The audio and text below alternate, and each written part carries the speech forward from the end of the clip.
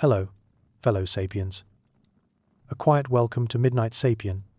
Whether you're curled beneath a blanket as snow taps your window, wandering a city sidewalk in wind-cracked headphones, or just filling the stillness of night with something human, you're in the right place. Because tonight, we journey into the cold mind of history, into blizzard survival in Ice Age camps. This is slow storytelling for frostbitten wanderers and heat-seeking minds. It's an untold chapter of our story, carved into a camp buried 20,000 years ago, silenced under snow and soot. But it begins not with sleds or fire or spears. It begins with a shelter so low, you have to crawl to enter, and a sky so loud, it roars like mammoth breath. And, if you're the kind of strange and wonderful human who finds peace in deep time and survival science, consider tapping like and subscribe. It helps this kind of slow, human storytelling reach more people who need it. Oh, and I'm curious where you are right now, as you hear this. What time is it where you are? If you feel like sharing in the comments, it's a quiet reminder that we're all listening together across latitudes and lifetimes. And if you drift off along the way, that's okay too. Timestamps are in the description, so you can always find your way back. Now, let's begin with a storm no one could outrun. The sky does not scream. It exhales, slowly, relentlessly. A quiet shift in the horizon's breath becomes a death sentence when you live on the open steppe. Before the winds began to howl sideways across the frozen plain, before the snow clawed its way into shelters and lungs alike, the Mammoth Steppe families felt it in their bones, a stillness in the air that pressed down, as if time itself were bracing for impact. And this is our beginning. Not with a hunt, not with a fire, not with a map drawn in ochre, but with a blizzard. A real one. A slow, sprawling, white leviathan, born of high pressure and collapsing skies, curling across what we now call Eurasia like a ghost trying to erase the living. This is not a metaphor. It is memory, written into ice cores and buried hearths. The temperature drops 40 degrees in less than a day. It is wind chills that steal feelings from fingers within minutes. And it is families, not heroes, not myths, but families huddled beneath hide and bone, waiting to outlive a storm that does not care who they are. What is a blizzard on the Mammoth Steppe? It is not a poetic flourish. It is a meteorological force, reconstructed today through the fossilized language of isotopes and pollen, loess dust and oxygen ratios. The last glacial maximum, that great freeze that peaked around 22,000 years ago, was not a singular event, but a phase of Earth's breath drawn long and deep, where winters collapsed into each other and snow forgot how to melt. Across this vast biome, stretching from the Atlantic coast to the Bering Strait, temperatures regularly fell below -30 degrees Celsius. Winds could howl at over 50 kilometers per hour, sweeping snow from the steppes into skyborne rivers of white. And when the pressure dropped and the moisture arrived, it was as if the world were wrapped in silence and blindness at once. These were not flurries. These were sieges, and yet there they were. Small bands of sapiens, wrapped in fur, crouched beneath mammoth bone shelters, clinging not to fire alone but to memory, the remembered steps of how to survive, something that cannot be fought. How do you teach a child to live inside a storm? How do you dry meat when the air itself steals warmth? How do you not panic when the roof starts to groan and the drifts rise higher than the entrance you carved with aching hands? The cold was not an enemy. It was the landscape's language, and in this language, survival meant listening. They listened with their skin. They read wind not just in trees, for trees were rare out here, but in the movement of snow snakes and the tightness of air in their lungs.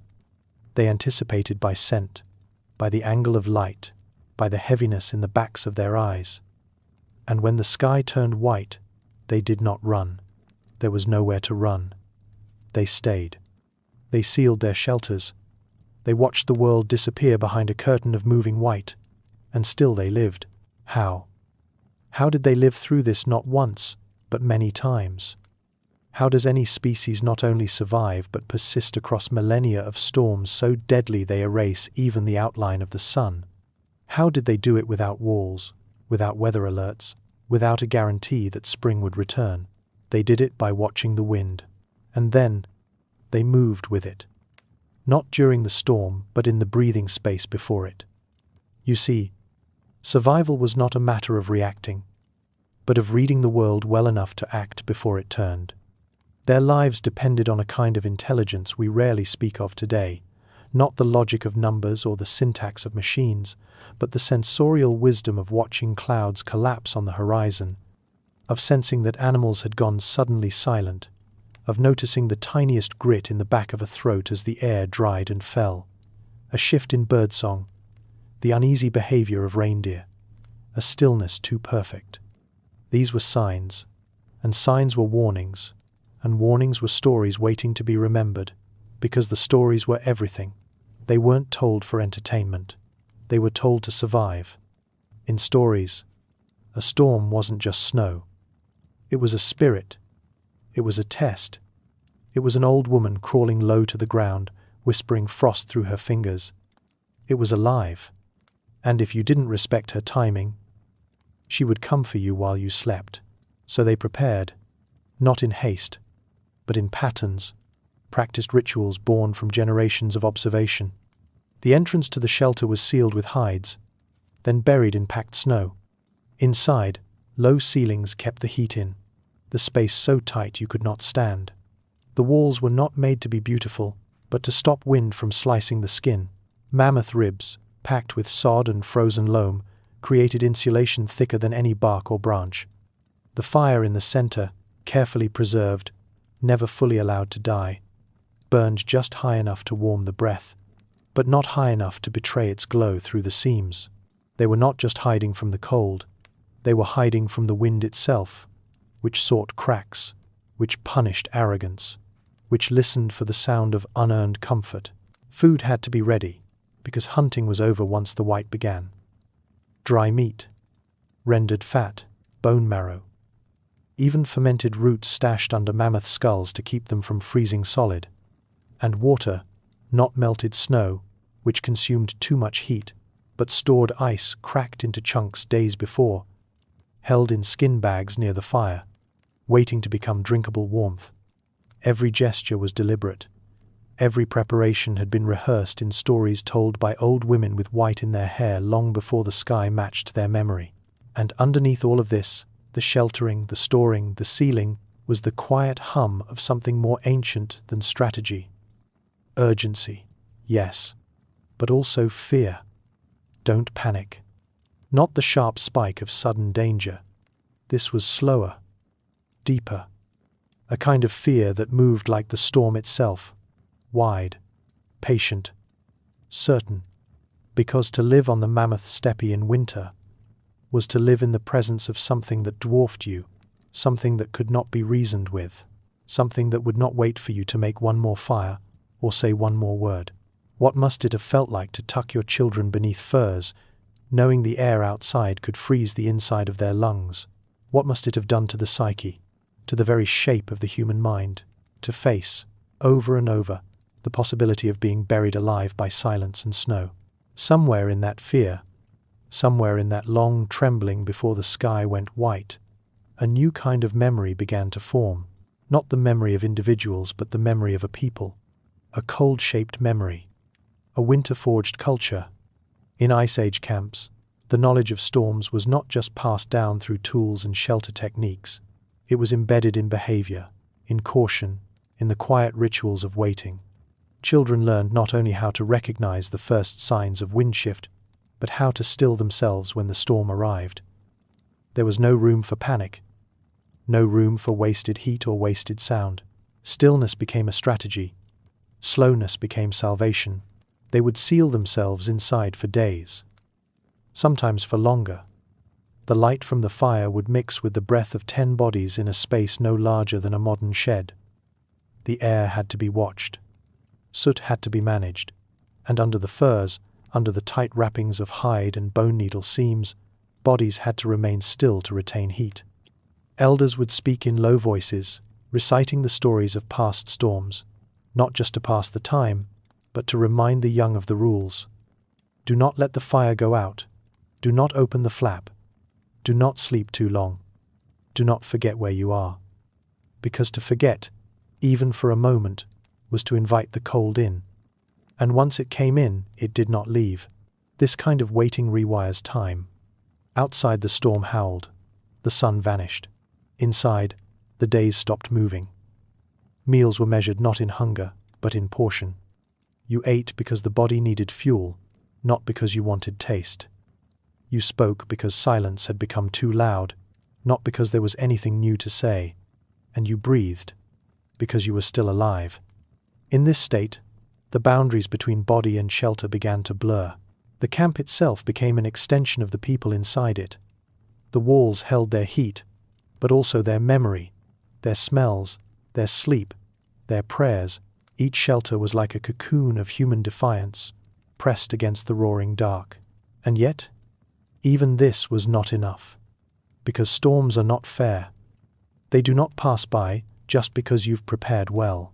There were years when the blizzards came early, stayed longer, returned before anyone had time to recover. There were winters when the game vanished entirely, when the cold reached through hide and bone, when smoke failed to rise because the air was too thick.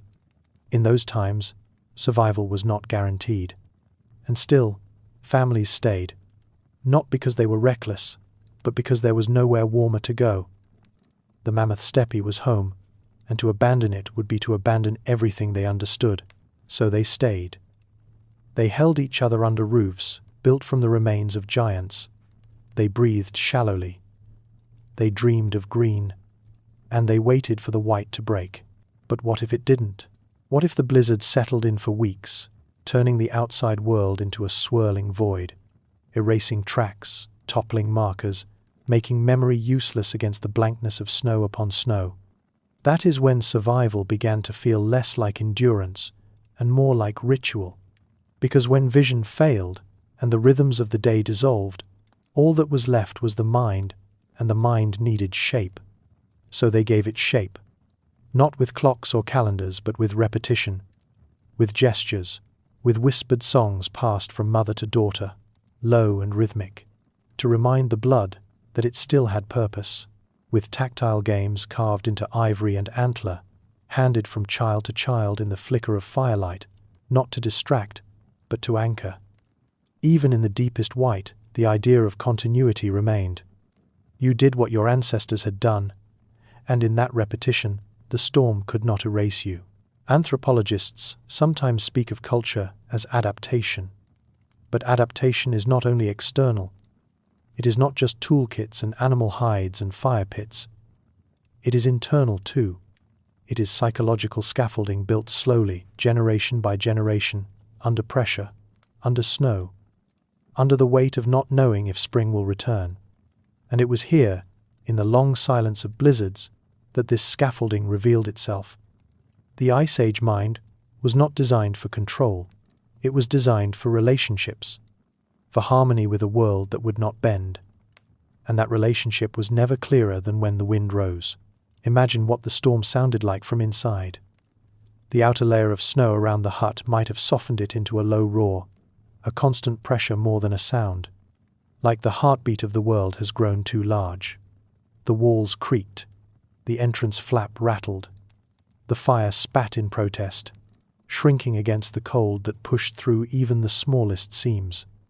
And somewhere near the wall, an old woman pressed her hand to the bone frame, feeling for tremors. Her skin had read 50 winters, maybe more. She knew the difference between ordinary wind and something worse. She knew what it meant when even the animals fell silent. And at that moment her job was not to panic. Her job was to hold that memory, to become the living memory of what must be done and what must not be done. What kind of culture trains its people to listen this way? To treat storms as dialogue, not as noise? What kind of human survives not by mastering nature, but by sinking with it so completely that the act of listening becomes a kind of prayer? These were not humans clinging to life on the edge of extinction. These were humans who had learned how to remain, how to wait, how to protect a fire that could not be allowed to die, not just for heat, but for meaning. Because fire was not just survival, fire was made visible. Fire was time. And what happens when even the fire starts to fade? When the glow that keeps your breath warm becomes a flicker, a trembling thing barely alive in its circle of stone and ash, what then? There is no rushing out for more wood. There are no trees here. The Mammoth Steppe offers no mercy, only frozen grass and bone and wind-scoured earth. Fuel was gathered days ago, or weeks. If it runs out now, it means someone miscalculated. It means the storm has lasted too long. It means heat will die before the sky clears. And so someone moves. Slowly. Quietly. A figure bundled beyond recognition leans forward, reaching for the bundle of twigs and dung and sinew that was set aside for this very moment. It is enough. Barely. It must be. There is no room for hope without action. In these moments, survival becomes choreography. A slow dance performed in near darkness. Breath is measured. Movement is minimal. Heat is preserved in every way possible, even in the sharing of space.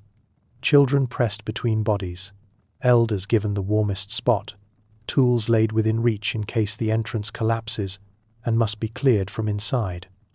The world has shrunk to the dimensions of this shelter. And the storm, unseen but always heard, is a second presence. It does not relent. It does not respond. It is not an enemy or god or punishment. It is simply the sky in another form. And yet, they remain. That is the great mystery. Not that they once survived a blizzard, but that they did so over and over, year after year, generation after generation, without the comforts we assume are necessary for life. No blankets, no glass, no metal, no weather forecast, no guarantee that anything would be left standing when the storm was gone. And still, they returned to the same campsites. They rebuilt the same shelters. They retaught the same stories. This was not ignorance. It was trust. A kind of trust that modern minds may find difficult to grasp. Trust in each other. Trust in memory. Trust that spring, though unimaginable, was still somewhere beyond the storm. We often speak of Ice Age humans in terms of tools, flint blades, bone needles, scrapers and spears. But those are not what kept them alive in a blizzard. What kept them alive was something quieter. It was design, yes, and planning. But more than that, it was presence. A kind of awareness sharpened not by urgency but by repetition, by ritual, by the deep understanding that nature could not be conquered, only outweighted, that the storm would not notice your strength, but it might permit your humility. So they crouched together under ceilings barely high enough to sit. They passed warmth hand to hand. They rationed fat and fire. They stared into smoke that stung the eyes and counted the breaths of those beside them. And in that dark, in that cold, they lived, not just once, but many times. Which leads us to the real question: how did they do it again? And again? And again? The answer begins before the storm ever arrives. Because long before the first snowflakes fell sideways across the steppe, long before the air turned to knives and the horizon vanished, there was a pause, a shift, a subtle conversation between earth and sky that only those who lived with them could hear. Survival here was never only about enduring the storm, it was about anticipating it. Reading the world with a literacy older than writing, a literacy woven into bone and blood, a literacy of wind. This was their book of weather, a script written in clouds and animal movements, in light that dimmed too quickly, in silence that arrived too soon. To ignore that book was to gamble with death. To read it was to buy the only currency that mattered: time. Evidence still lingers, faint but undeniable. In camps uncovered across Eastern Europe and Siberia, we find the signs of seasonal movement, footprints and hearths, layered in sediment, suggesting families knew when to shift before the blizzards made movement impossible. They did not wander randomly. They anticipated. They predicted. The way herds of mammoth bent their migration, the way rivers slowed to a trickle, the way grasses stiffened under sudden frost, these were their forecasts. To us, it seems fragile. To them, it was more reliable than any chart. For in the Ice Age, a single misreading meant more than discomfort. It meant entombment. And so they learned. They learned by watching. They learned by repeating. They learned by listening to the ones who had survived more winters than others. It is tempting to imagine this knowledge as mystical, but in truth it was practical. It was memory, repeated until it became instinct. When the wind shifted from west to north in a single night, when the scent of distant snow burned the nostrils, when birds wheeled not to return, then the signal had been given. The storm was not coming. It was already on its way. We know this because memory does not only live in artifacts. It lives in echoes. Even today, in indigenous cultures around the world, there is weather literacy that mirrors what Ice Age families must have known. Polynesian navigators read the ocean swells to predict shifts in wind weeks in advance. Arctic Inuit elders can forecast blizzards from the angle of snowdrift lines beneath the stars. Australian Aboriginal knowledge systems hold stories where clouds, birds, and ants are guides to approaching rain or drought. None of these societies use thermometers or satellites. Yet their accuracy remains astonishing. What does this tell us? It tells us that the human mind, trained in intimacy with the natural world, becomes a sensor more precise than instruments. And it tells us that Ice Age families on the Mammoth Steppe, surrounded by sky and plain and endless horizon, would have been weather readers of a mastery we can scarcely imagine. But mastery is not the same as certainty.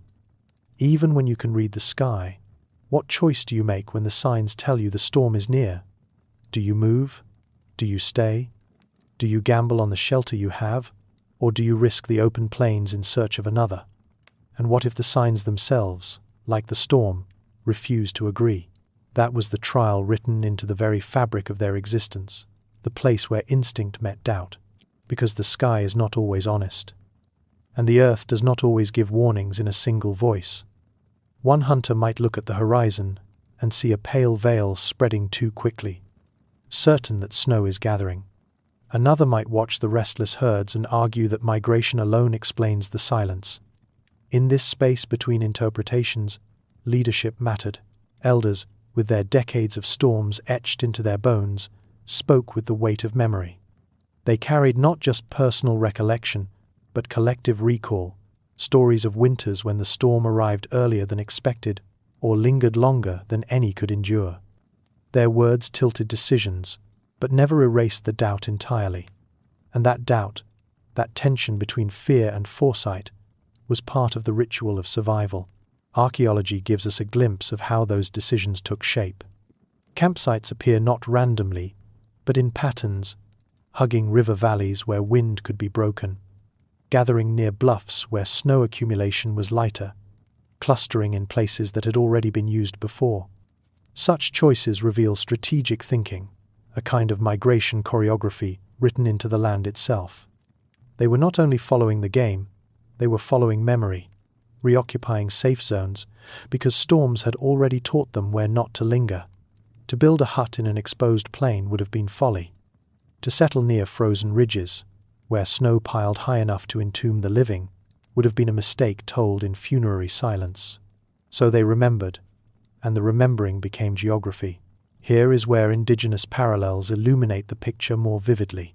Among the Sami of northern Scandinavia, the placement of reindeer shelters has long followed subtle readings of windbreaks and snowpack that determine whether herds survive the cold. Among the Yupik of Alaska, survival once depended on knowing when a change in animal behavior signaled weather shifts far upriver. Among the Navajo, oral traditions encode elaborate storm behaviors into narratives of holy figures, transforming meteorology into myth. These practices, though widely separated in space and time, reveal something fundamental: that humans everywhere developed an acute capacity to listen to their environment and act in accordance with its rhythms. Such skills were not peripheral to culture, they were its backbone. For Ice Age families, the Mammoth Steppe was both adversary and teacher, and weather was its sternest lesson. Strategic shelter placement was more than practicality. It was an act of faith. Imagine walking across a plain in the waning autumn light, your family trailing behind you, dragging hides and bones and tools, scanning the horizon for the place where you will endure the coming months. Do you stop at the low rise ahead, or push further toward the bend in the river? Do you trust the slope to shield you from the winds, or does it become a trap when snow descends from every side? These were not abstract choices. They were decisions pressed against the heartbeat of time itself.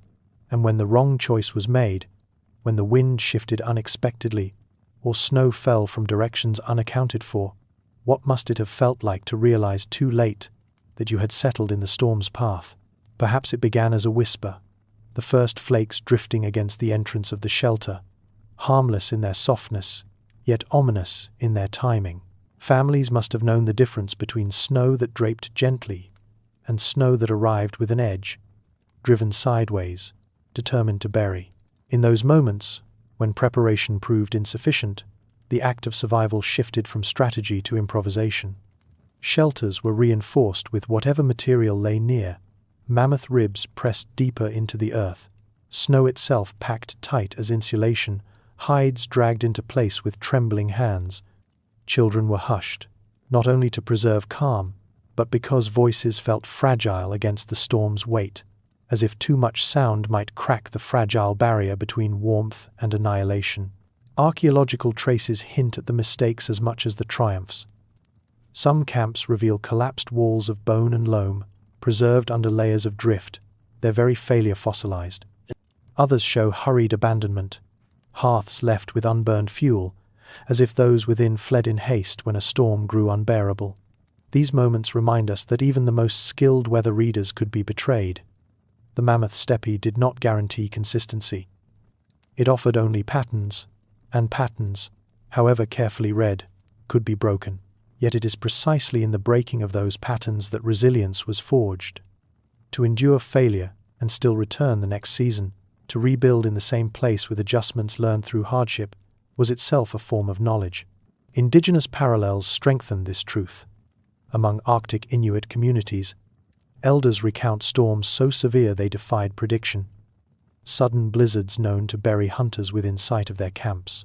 Among Australian Aboriginal groups, oral histories preserve tales of rains that came unseasonably, wiping out harvests and reshaping migration routes. These stories do not represent ignorance, but humility, a recognition that even the most refined systems of weather literacy must bow to nature's caprice.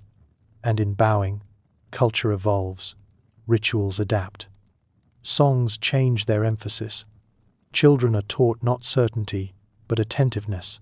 And it is this attentiveness, this cultivated awareness that expects the unexpected, that becomes the true shield against extinction. Migration routes themselves reflect this logic. Families did not simply follow herds, they built pathways around disaster. They knew which valleys funneled wind with lethal precision, which ridges funneled snow into impassable drifts, which river crossings iced over too late to be safe. These paths, repeated year after year, became memory trails. They were maps without ink, written into the bodies of those who had walked them before, encoded in stories told at night as reminders of where to travel and where to avoid. To travel the Mammoth Steppe was to move not only through space, but through inherited memory, and every decision was underwritten by storms long past. What kind of imagination is born when every horizon might hide disaster, when every choice of camp is both a shelter and a wager, when every step forward is weighed against the ghost of storms remembered by ancestors?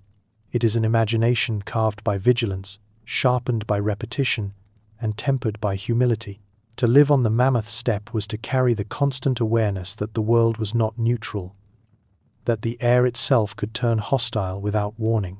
Families did not only look at the horizon, they felt it. The texture of the wind across the cheek, the tension in the shoulders of animals, the sudden absence of bird call. Each detail was read as though the environment were a manuscript. And like all manuscripts, some passages were familiar and reliable, while others were cryptic, demanding interpretation. To misread was to risk everything. Yet to read correctly was to find the thin thread that tied survival to the next season. When archaeologists study seasonal movements, They see more than migration. They see stories translated into geography, the repeated use of certain valleys, the deliberate return to the same sheltered ridges, the preference for river terraces shielded from prevailing winds. All of this reveals a long dialogue between human observation and elemental force. These were not random wanderings across a frozen expanse. They were strategic rehearsals, a choreography of arrival and departure tuned to the shifting moods of ice and wind. Over time, the knowledge embedded in these decisions formed the invisible scaffolding of culture. Even when groups splintered or generations turned over, the roots remained. They were more than paths. They were lifelines. Parallels echo across the world. Polynesian navigators, reading the ocean swells for clues of distant storms, trained their bodies to sense shifts no eye could confirm. Sami reindeer herders knew which groves to choose for shelter, discerning safety not by appearance but by how snow settled on branches. The Bedouin of desert landscapes tracked the wind with equal intensity, reading the drift of sand to anticipate weather hours away. Across every environment, human survival has depended less on brute strength and more on sensory literacy, on attuning the body to patterns that modern minds have largely forgotten. The Ice Age families of the Mammoth Steppe, like these descendants of the human condition, survived not because they conquered their world, but because they listened to it with an intimacy we can hardly fathom. Strategic shelter placement reveals a philosophy disguised as practicality. The low, half-subterranean huts pressed against ridges were not only barriers to wind, they were statements of alignment, gestures of cooperation with the land rather than defiance of it. To build in harmony with the terrain was to extend survival a few more days, sometimes weeks, and those weeks might determine whether a child lived long enough to see another spring. The storm would always win in the end, but between its victories, humans carved out space, enough for continuity, enough for memory, enough for stories to carry forward. And so the question lingers. What kind of wisdom do you cultivate when every decision about where to sleep is also a decision about whether you will ever wake again? It is a wisdom woven from repetition, from the scars of wrong choices, from the quiet triumphs of right ones, from the endless practice of aligning human fragility with elemental indifference.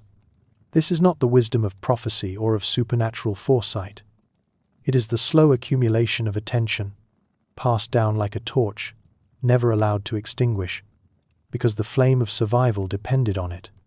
Every shelter erected in a hollow, every fire placed near a windbreak, every movement across the plains was a continuation of a knowledge chain older than any individual, a form of collective inheritance as vital as language itself. To read the wind was to step into that inheritance, to join a lineage of listeners who had faced the same skies and asked the same questions. Evidence of this listening lives not only in the ruins of camps, but in the shape of migration routes etched into the landscape itself. Over centuries, the safe paths became grooves of continuity, lines repeated until they gained permanence. When modern archaeologists trace these patterns, they find order in what once seemed chaos, discovering that families were not scattered by chance, but drawn by a grammar of survival. Just as geese follow the invisible roads of instinct across continents, so too did humans trace paths written not in stone but in memory. This grammar ensured that even when storms destroyed one camp, the knowledge of where to build the next would endure. Indigenous traditions remind us that such wisdom never disappears, it transforms. Among Arctic peoples, storm reading skills are not merely practical but spiritual, embedding weather within cosmology, teaching children that respect for the wind is not optional but sacred. Among desert dwellers, dust devils and shifting sands are not random but communicative, signs to be read as carefully as any human gesture. These echoes remind us that the Ice Age was not an anomaly, but part of a broader human condition, the necessity of listening to forces beyond our control. The Mammoth Steppe families, crouched beneath bone and hide, shared with distant cousins across the world a commitment to attentiveness, a reverence for detail that kept the fragile line of survival intact. What emerges from all of this is not a story of dominance, but of alignment. They did not conquer the wind. They aligned with it, moved with it, and in doing so, endured storms that would have annihilated the unprepared. They did not pretend certainty. They cultivated readiness. They did not build monuments to mastery. They built shelters that whispered humility. And in that humility, they found the space to continue. So when we ask how they did it again and again, the answer lies not only in bone huts and fur clothing, not only in fire and food storage, but in this deeper truth. They survived because they read the world as if it were alive, and in every flicker of wind, in every silence of birds, in every change of light, they found a sentence in the great text of survival. But what happens when the blizzard finally arrives? When the reading is done and the storm itself takes hold? It is then that the question of where you hide becomes the difference between life and death. Out on the Mammoth Steppe, there were no stone houses, no forests thick enough for timber walls, no barns or granaries to hold warmth. The sky pressed down on open land, unbroken by shelter, and the wind dragged snow in waves that could bury a camp in a single night. To live here was to build a refuge that was not only protection, but transformation, turning the elements themselves into allies. And so the first principle of survival was to go down. Subterranean and semi-subterranean shelters became lifelines, dug into frozen loam and shaped to reduce exposure. By lowering the living space below the level of the wind, families reduced the skin of their shelters exposed to its cutting force. Entrances were angled, not straight, to prevent drafts from slicing through. Roofs were layered with sod, earth, and snow itself, until the storm's attack became insulation. To modern eyes, it looks primitive. To those who lived it, it was engineering of the highest order. What does it mean to crawl into a space so low you cannot stand, so narrow you cannot stretch, and call it safety? It means you have understood that the earth itself is your wall. Archaeological traces confirm these decisions. Semi-subterranean depressions lined with stone and bone dot the sites of Eastern Europe and Siberia, their walls blackened with soot, their floors littered with tools, charred bones, and beads.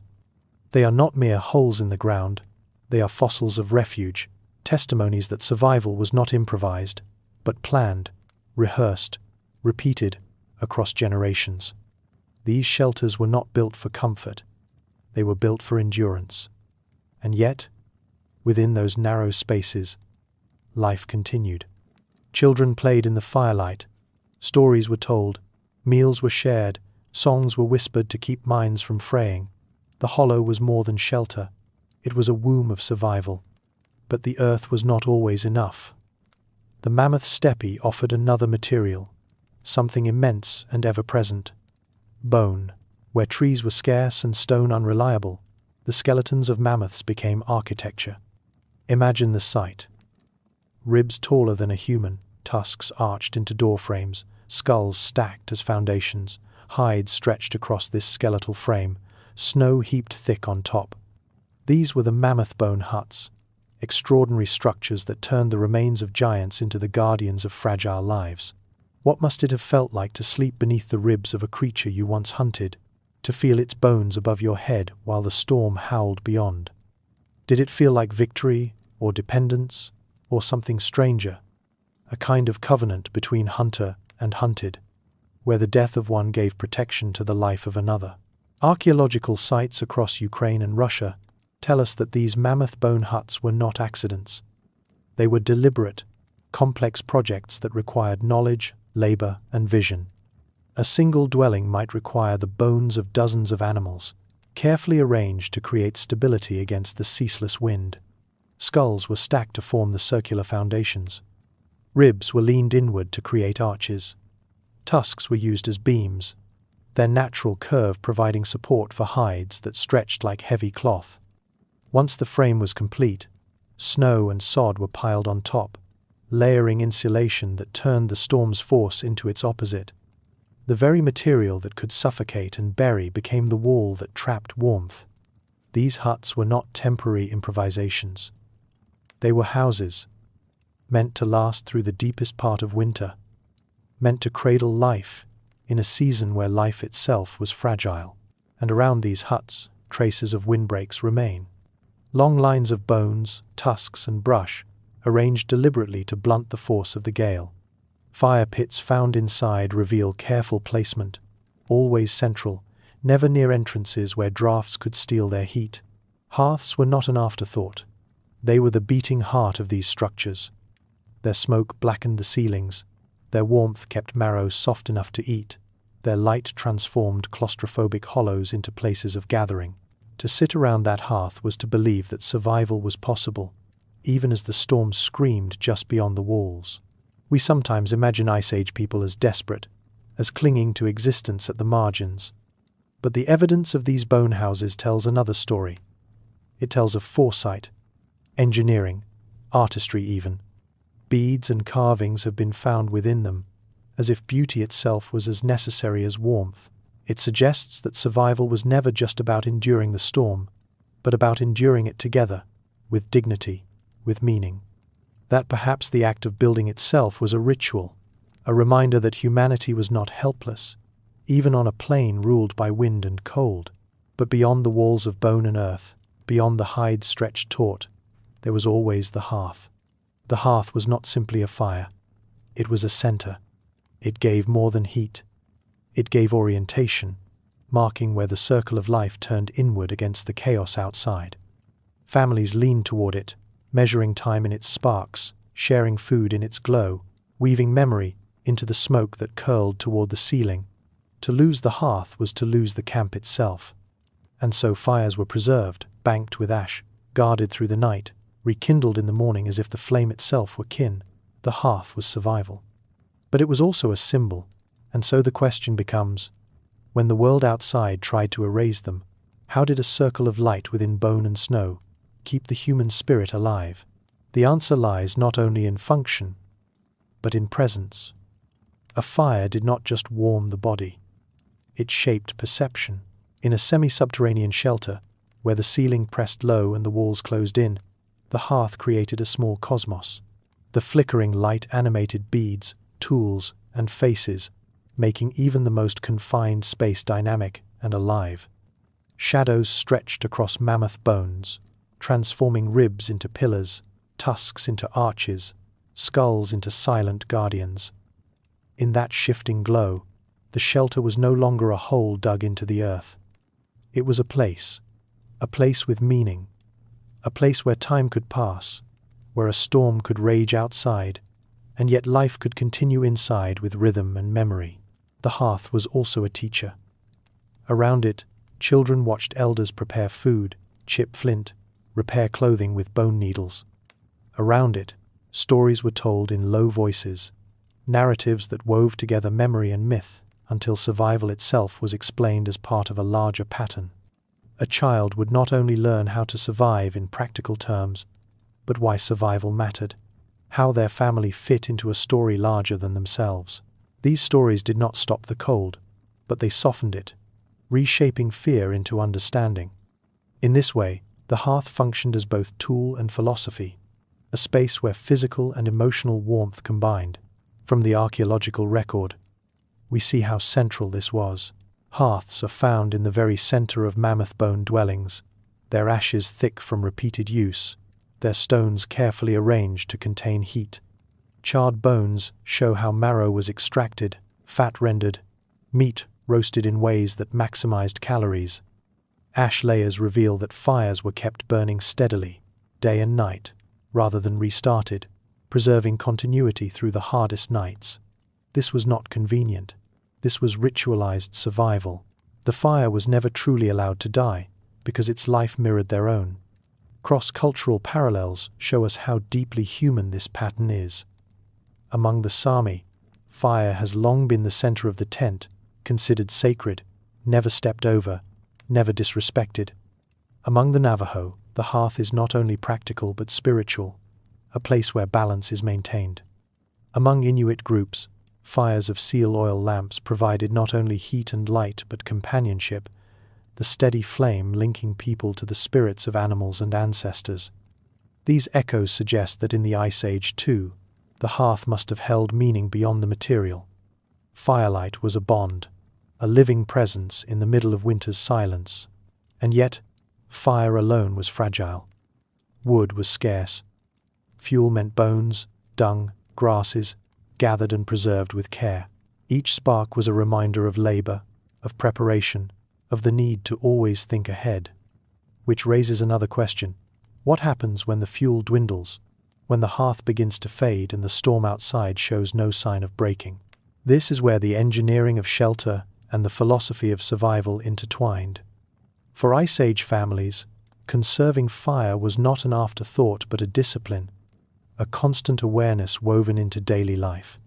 Fires were built low, banked with ash to stretch their glow, carefully fed with scraps of bone marrow that burned hotter than wood.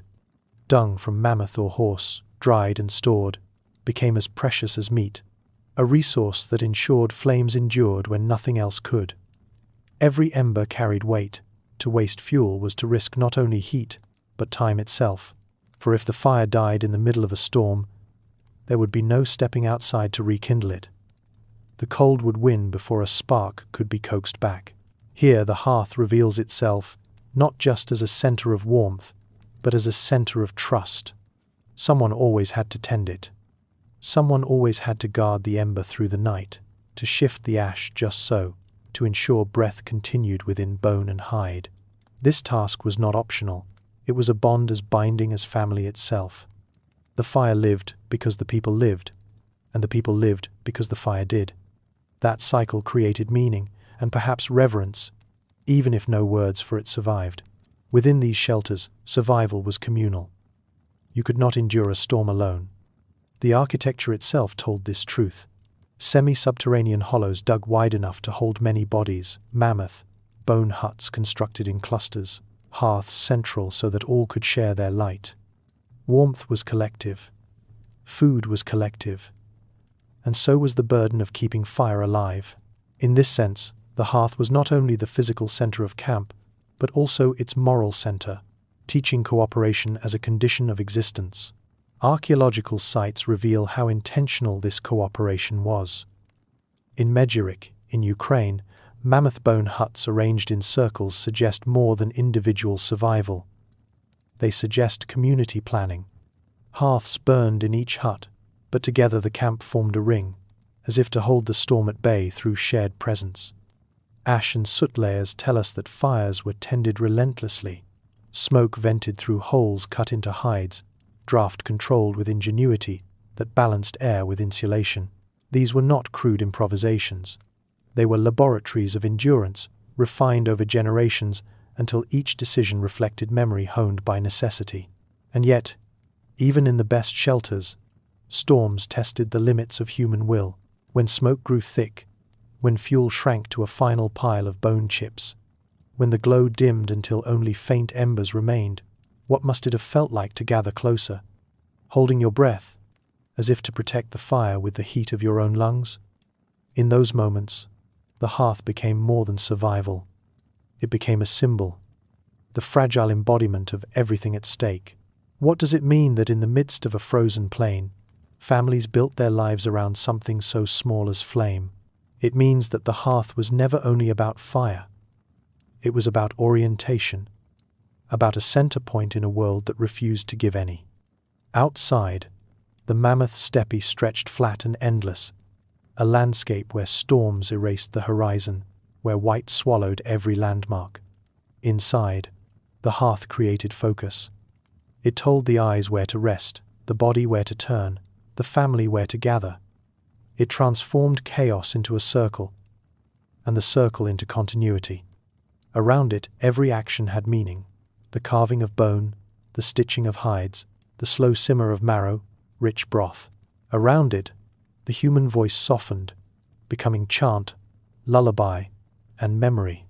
Fire was fragile, yes, but it was also infinite in its reach, tying generations together through the repetition of tending, feeding, guarding. Evidence shows how central this role became.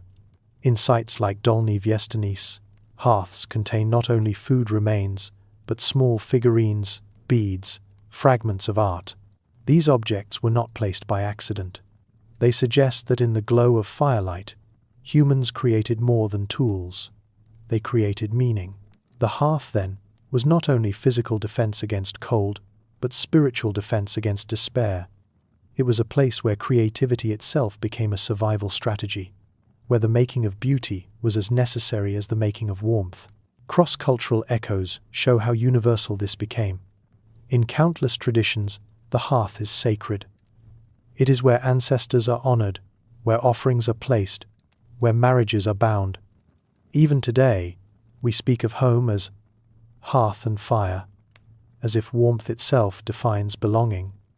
The Ice Age camps remind us why. When the storm outside threatened to strip away every certainty, the hearth restored it, one spark at a time. And so, when we look back at the hollows dug into frozen ground, at the circles of mammoth bone blackened with soot, at the ashes preserved under layers of loess, we are not seeing ruins. We are seeing continuity. We are seeing the first architecture of survival, the first laboratories of resilience, the first altars of meaning. Each hearth was a vow, spoken not in words but in firelight, that life would not yield, that warmth would be preserved, that human beings would hold together even as the sky tried to erase them. This is why the hearth stands as more than technology. It is the anchor of Ice Age survival, the pulse that kept fragile communities alive through nights of white silence. The shelters built into earth, framed with mammoth bone, sealed with hide and snow, existed only to make this center possible. And in that center, we glimpse not desperation but determination, not chaos but order, not death but life. So when we ask how humans endured blizzards on the Mammoth Steppe, we must begin with this truth. They survived by building hollows of firelight in a world of endless storm. But survival is not only about walls and warmth. It is also about what you carry inside yourself when the storm tests not just your body, but your mind. And nowhere was this more evident than in the war against cold. A battle waged not with weapons of iron or stone, but with skin, sinew, smoke, and breath. Fire alone could not win this war. Flames might push back the darkness, but they could not cling to the body once one stepped away from the hearth. The Ice Age demanded clothing as armor, layers that transformed hunted animals into wearable landscapes of survival. The hides of reindeer, bison, and horse became cloaks and tunics. The thick pelts of wolf and fox were turned into hoods and mittens. And, for the truly harshest conditions, mammoth hides, heavy and durable, were stripped, softened, and stitched into coats that defied the cutting winds. Every seam mattered. Bone needles pierced hides with precision, sinew thread bound them together with flexibility and strength. A poorly stitched seam could mean death, letting cold air seep in where warmth should have held. The ingenuity of tailoring was as vital as the spearhead or the flint scraper, for it turned the raw material of life into insulation against extinction. Archaeological evidence affirms this mastery. In graves from Siberia, beads and decorations are found sewn into clothing, their placement revealing tailored garments shaped to the body, rather than simple draped hides. These details show not desperation, but refinement. Humans of the Mammoth Steppe were not only clothed, they were dressed, their survival bound up with craft that carried both function and beauty. And still, clothing was only one layer in the struggle. Within shelters, warmth had to be preserved, contained, and managed, or else fire would be wasted and smoke would suffocate. Entrances were angled and sometimes double-doored, creating vestibules that trapped the worst drafts. Smoke holes were cut into roofs of hide, positioned so that rising heat would not escape too quickly. Some shelters reveal evidence of stone linings, which absorbed the fire's warmth during the day and released it slowly through the night, a primitive form of thermal storage. In this delicate balance of fire, airflow, and insulation, every choice mattered. To misjudge was to choke on smoke or shiver through the night. To succeed was to carve out a pocket of stability within a world of relentless cold. Yet even with hides and careful shelter design, the most reliable source of warmth remained the body itself. Families slept together in tight clusters, breath mixing in the frozen air, body heat pooled beneath layers of fur. Infants were swaddled against their mother's skin, warmed by life itself rather than by flame. Dogs, already companions at this time, curled at the feet of humans, their warmth shared across species. In these moments, survival was not individual, but collective, a truth stitched as tightly into human history as the seams of their clothing. For what greater weapon against cold exists than the simple act of leaning closer, sharing warmth as though to declare, "We endure together"? The war against cold was not fought in solitude, and it was never won in isolation. To share warmth was to affirm a bond, a quiet contract, that survival was communal. Families pressed into each other beneath layers of hides, forming sleeping nests where heat was pooled and preserved. Breath clouded the air, mingling in a rhythm that blurred the boundary between one life and another. Anthropologists studying hunter-gatherer groups in Arctic regions have long noted the efficiency of this practice. The human body, though fragile, is a furnace when multiplied, producing heat enough to raise the temperature in an enclosed space by several degrees. In an ice age shelter, those degrees could mean the difference between rest and death. Yet this intimacy was paired with craft. Clothing was not only armor for movement across the frozen plain, it was also bedding, layering, a portable climate system. The sophistication of hide preparation was astonishing. Animal fat was worked into skins to soften them, hair left in place for outer garments, removed for inner linings. Boots were insulated with moss or dried grasses, natural fibers that wicked moisture away from the skin. Hoods were designed to trap breath, to reduce frostbite on the cheeks. The act of dressing was itself a ritual of defense, a moment when the body was armed against a foe that pressed on every inch of exposed skin. Every morning, before stepping beyond the hearth, a human being became a moving shelter. Inside, shelter management carried equal weight. Too much heat and hides would dry and crack. Too little, and frost would creep across the interior walls. Archaeological evidence shows signs of careful airflow design. Smoke vents positioned away from the prevailing wind, hearths offset from entrances to minimize draft. Some shelters reveal multiple hearths, suggesting a layered approach to warmth distribution. Others display evidence of raised platforms, perhaps used to sleep above cold air that pooled near the ground. Such details remind us that these were not crude caves of survival. They were engineered spaces, adjusted with trial and error, improved through generations of observation. Still, no engineering was perfect. Smoke often lingered, stinging eyes and filling lungs, a trade-off for conserving heat. The smell of burning fat, singed hair, and smoldering bone must have become the background atmosphere of winter life. And yet, this very smoke also coated hides, preserving them, keeping insects at bay, strengthening fibers against decay. Even what seemed destructive carried hidden benefits, folded into the logic of endurance. To live in these shelters was to accept discomfort, but to transform discomfort into advantage. And so, the war against cold was not only about resisting, it was about adaptation. It was about reading the elements and folding their harshness into strategies of endurance. But this adaptation had one final layer, the discipline of behavior itself, the way people moved, ate, and rested, shaping their lives into rhythms designed to outlast the storm. Anthropologists often remind us that technology alone does not explain survival. The body, its habits, and its discipline plays as great a role as any tool. On the Mammoth Steppe, the body itself was shaped into a defensive strategy. People learned to conserve energy, to move deliberately, never wasting breath or motion in the cold air. They huddled together in tight formations when outside, turning their bodies into living windbreaks, just as they built bone barriers to shield their camps. Meals were structured around warmth as much as nourishment.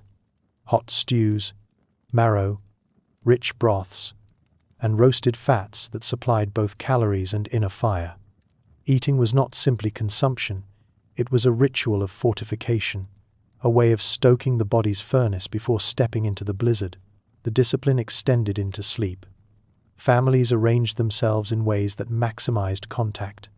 Elders and children pressed in the center, the most vulnerable shielded by stronger bodies at the edges. Dogs, early partners in survival, curled around the periphery, adding both warmth and a living alarm against danger.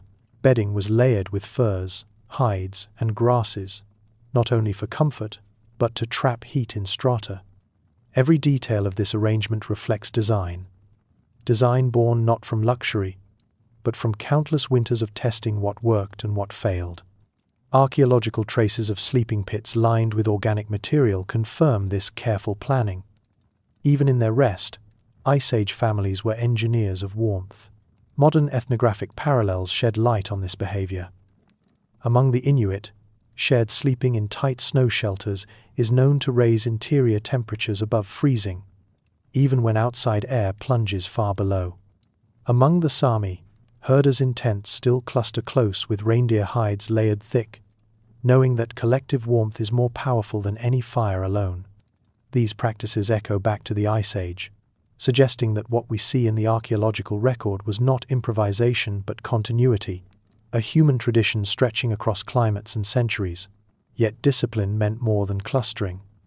It also meant restraint.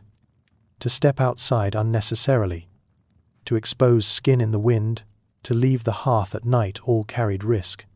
Life in blizzards demanded patience, demanded the ability to wait, to endure stillness when the world offered no path forward. This behavioral adaptation was as much mental as physical. The war against cold was not only waged with hides and shelters, but with psychology, the ability to accept confinement, to embrace routine, to find meaning in repetition.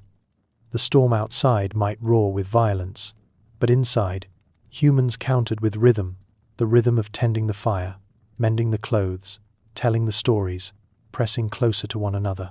And perhaps this is the deepest lesson of the war against cold, that survival was not only technical, but communal, that the greatest insulation came not from mammoth hides or earth walls, but from the warmth of human connection itself. Yet connection had limits, and when storms stretched for weeks, even the strongest bonds were tested. What then? Inside the dim glow of the hearth, patience became the rarest fuel of all. Days blurred together, measured by the crackle of bone-fed fires and the faint light filtering through smoke holes. Restlessness gnawed at the young, while elders carried the weight of reminding everyone that endurance was as much about stillness as about action. Archaeologists studying ash layers in Ice Age shelters have noted how fires were tended constantly, ash built up in strata, signaling long stretches of occupation without movement. These layers are not just geological data, they are records of waiting, of families enduring storms that may have outlasted their sense of time. In such confinement, behavior was shaped not just by survival needs, but by necessity of coexistence. People developed strategies to preserve harmony, shared tasks, rituals, and routines that filled the silence. Hides needed mending, tools needed sharpening, sinew threads needed twisting. All of this kept hands busy when feet could not move. Storytelling filled the rest, an anchor for minds hemmed in by walls of snow. The war against cold was not fought only against temperature, but against despair, and culture itself became a weapon. Ventilation, too, demanded discipline. Too little airflow, and smoke poisoned the lungs. Too much, and the storm invaded the shelter. Evidence of carefully placed vents suggests that airflow was constantly adjusted, hides shifted, openings covered or uncovered in response to the storm's breath. This balancing act reveals a level of vigilance almost unimaginable to modern comfort. Every hour demanded awareness. Every change in the sound of wind against hide or bone might signal the need to adapt.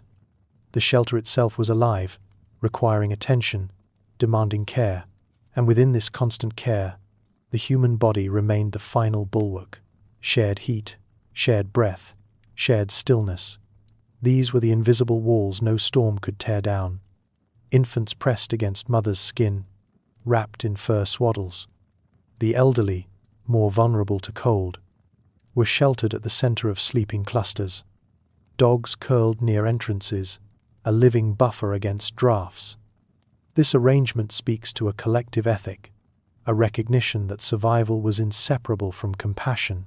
The war against cold required not only cleverness, but tenderness expressed through warmth, through touch, through proximity. Cross-cultural evidence strengthens this truth. Among Siberian Chukchi, it is said that a warm body is the first shelter. Among Inuit, the practice of quilic lamps burning seal oil is paired with sleeping together, body heat reinforcing flame. Among Sami herders, reindeer are not only food and transport, but warmth. Their hides and their presence a shared resource. These echoes remind us that survival is never purely technical. It is human, but storms do not always pass quickly. When food dwindled, when smoke thickened, when patience frayed, the war against cold could transform into something darker, a test not of strategy, but of endurance at the edge of collapse. And in those moments, what kept people alive was not only their shelters, their clothing, or their fire, but the stubborn refusal to surrender to the white silence outside. The war against cold, then, was not simply a contest of temperature, but a contest of will. Each strategy, the stitching of hides, the careful tending of hearths, the management of airflow, the clustering of bodies, was an act of defiance, a way of saying no to extinction. But survival in these storms was never guaranteed. The archaeological record reminds us that some camps failed, shelters collapsed, fires died, bones of the unburied lie frozen in strata. Yet for every failure, there were countless victories, quiet and unrecorded, marked only by the survival of descendants who carried those lessons forward. Clothing evolved into artistry, insulation into engineering, behavior into culture. These layers of adaptation were not separate but interwoven, like threads in a single hide garment.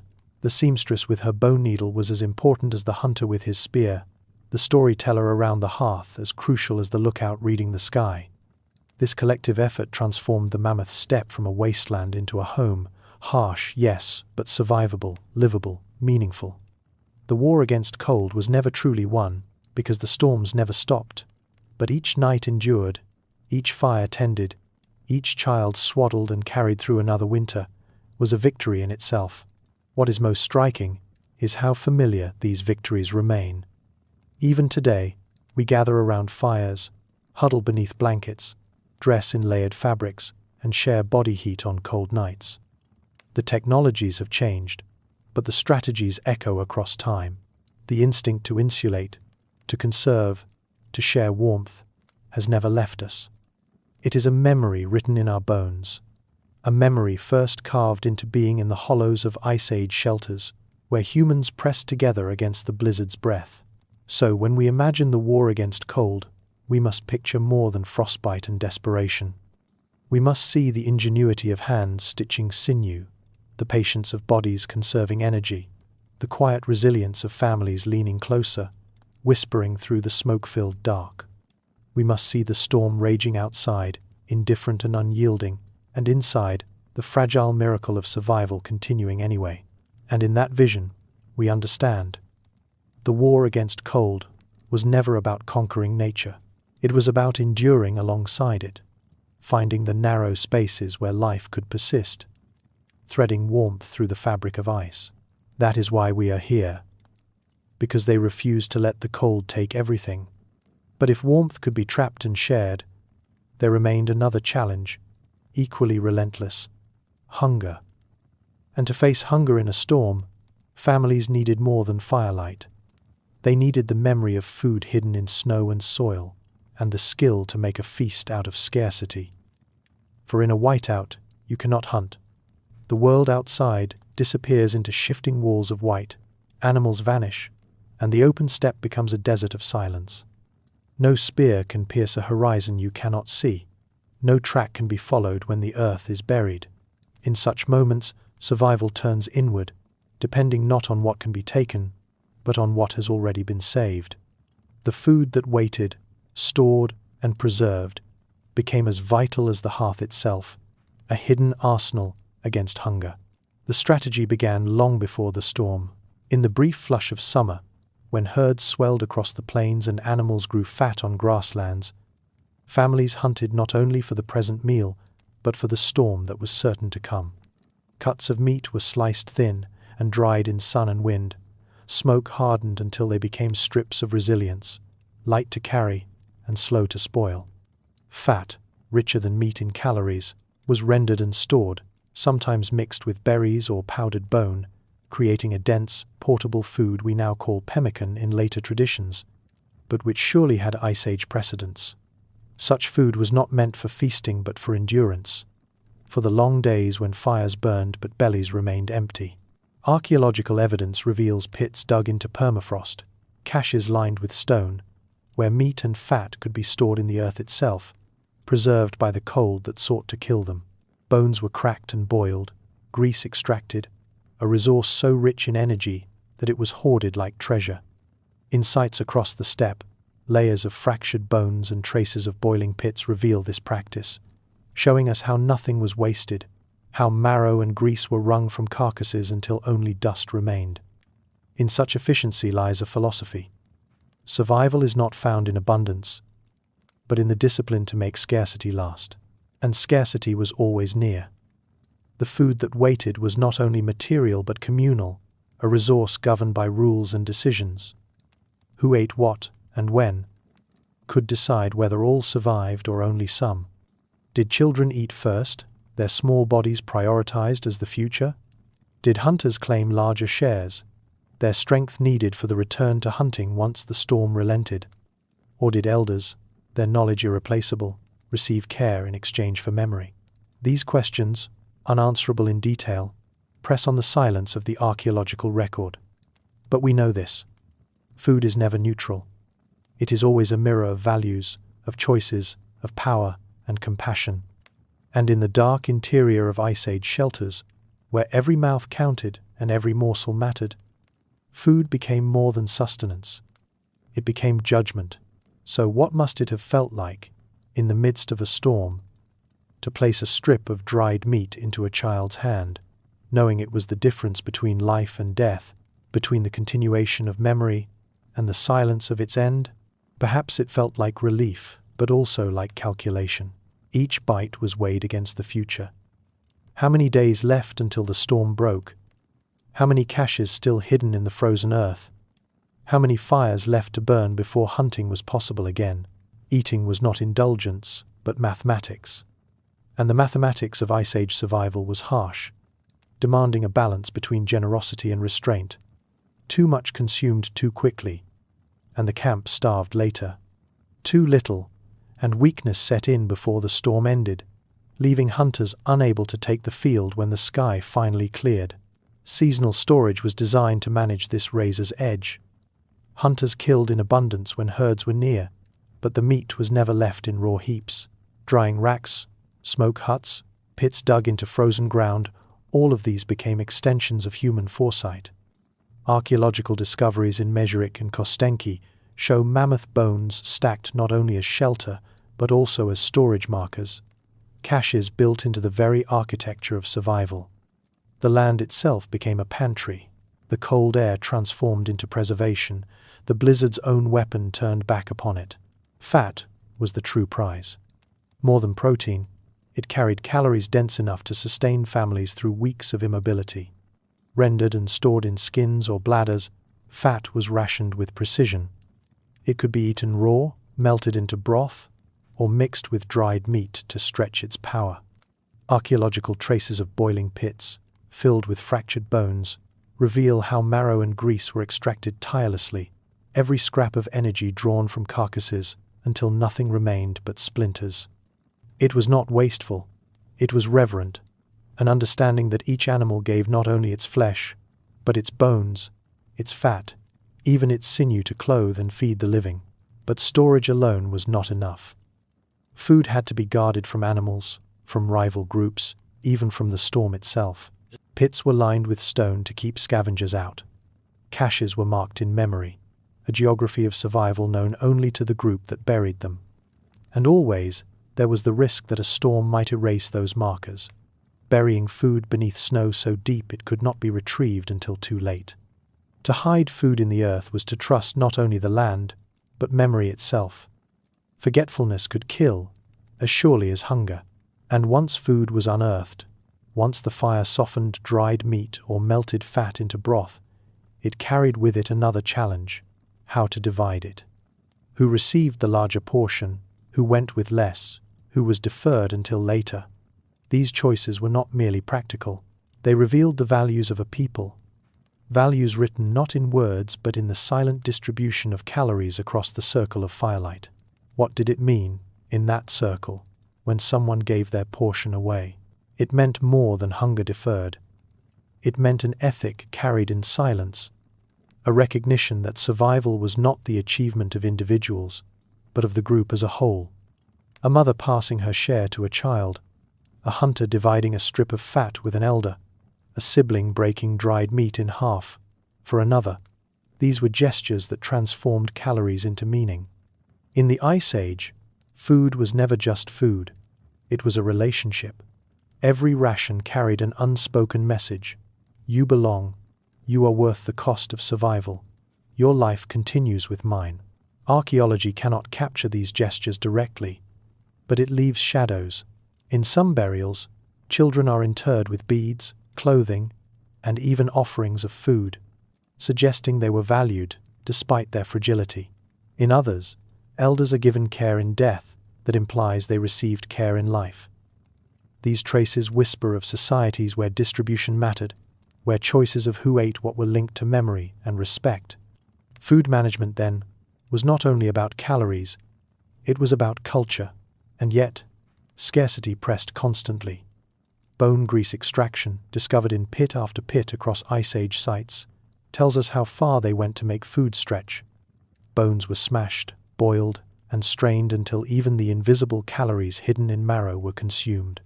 Such work was not casual. It required time, firewood, vessels, and vigilance. But the effort was worth it. The pot of grease could mean life for days. And its presence in the archaeological record shows that families anticipated not just storms but starvation, preparing in advance for the bleakest scenarios. They had no illusions. They knew hunger would come. They prepared for it anyway. Parallels with indigenous practices in later times show how deep this tradition ran. Among the Inuit, seal oil lamps provided both food and light, with fat serving as the core of survival. Among plains groups in North America, pemmican preserved by drying and mixing fat with berries became the foundation of entire migrations. Among Siberian peoples, caches of frozen meat were guarded like treasure. These echoes remind us that Ice Age families were part of a continuity. Human beings everywhere have learned that survival depends on turning fleeting abundance into durable stores. And yet, food in storage was not freedom. It was rationed. Every meal required negotiation. Too much now meant too little later.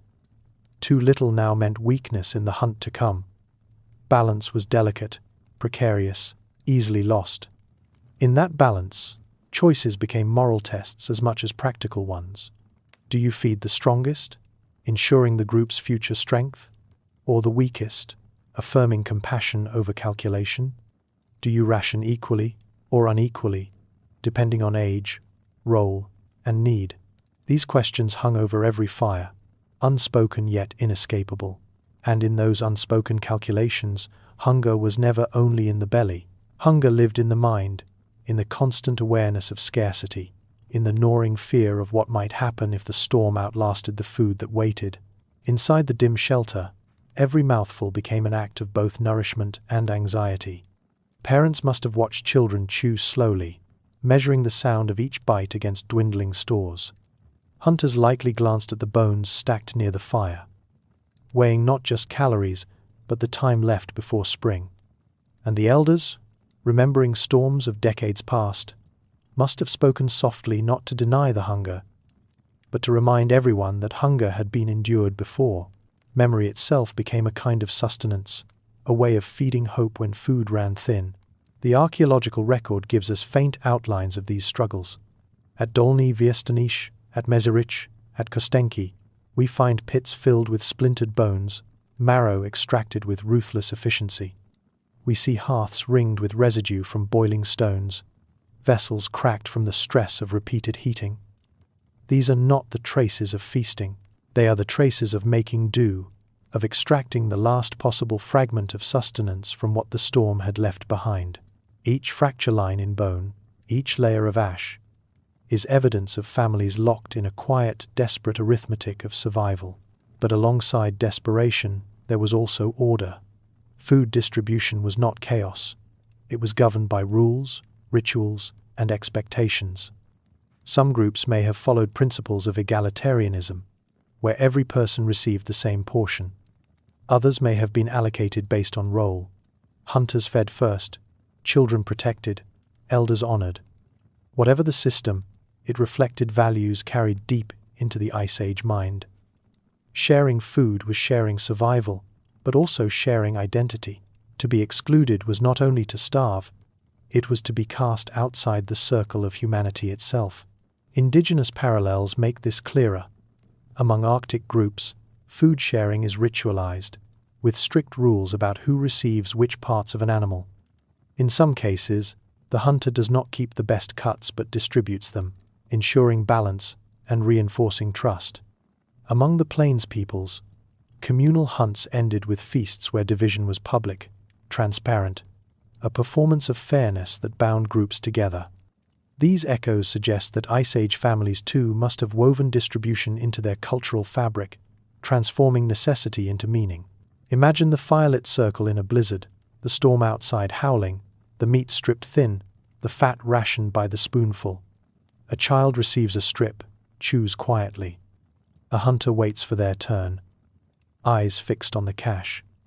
An elder accepts a smaller portion, nodding, as if to say this is how it has always been. The food is not plentiful, but it is shared. And in that sharing lies a statement. The storm will not divide us. But storms did not always relent quickly. And when food thinned to near nothing, when caches emptied and bone grease was scraped dry, families stood on the edge of the greatest terror of all, the silence of famine pressing in with the blizzard's roar. In those moments, ingenuity was tested at its furthest limit. The food that waited was meant to carry them through, but no storage was infinite. When the last strip of dried meat had been eaten, when marrow pots were scraped bare, when the last fat-soaked hide had been burned for both light and calories, survival became an act of endurance at its most fragile. Did they tighten belts and wait in silence, conserving every motion to stretch what little strength remained? Did they risk venturing out in half-visibility, stumbling across the white void in search of a carcass left by wolves or lions? Or did they fall back on rituals, songs, and memory, anchoring themselves to hope until the snow thinned and the hunt could resume? Archaeology suggests that these moments were not uncommon.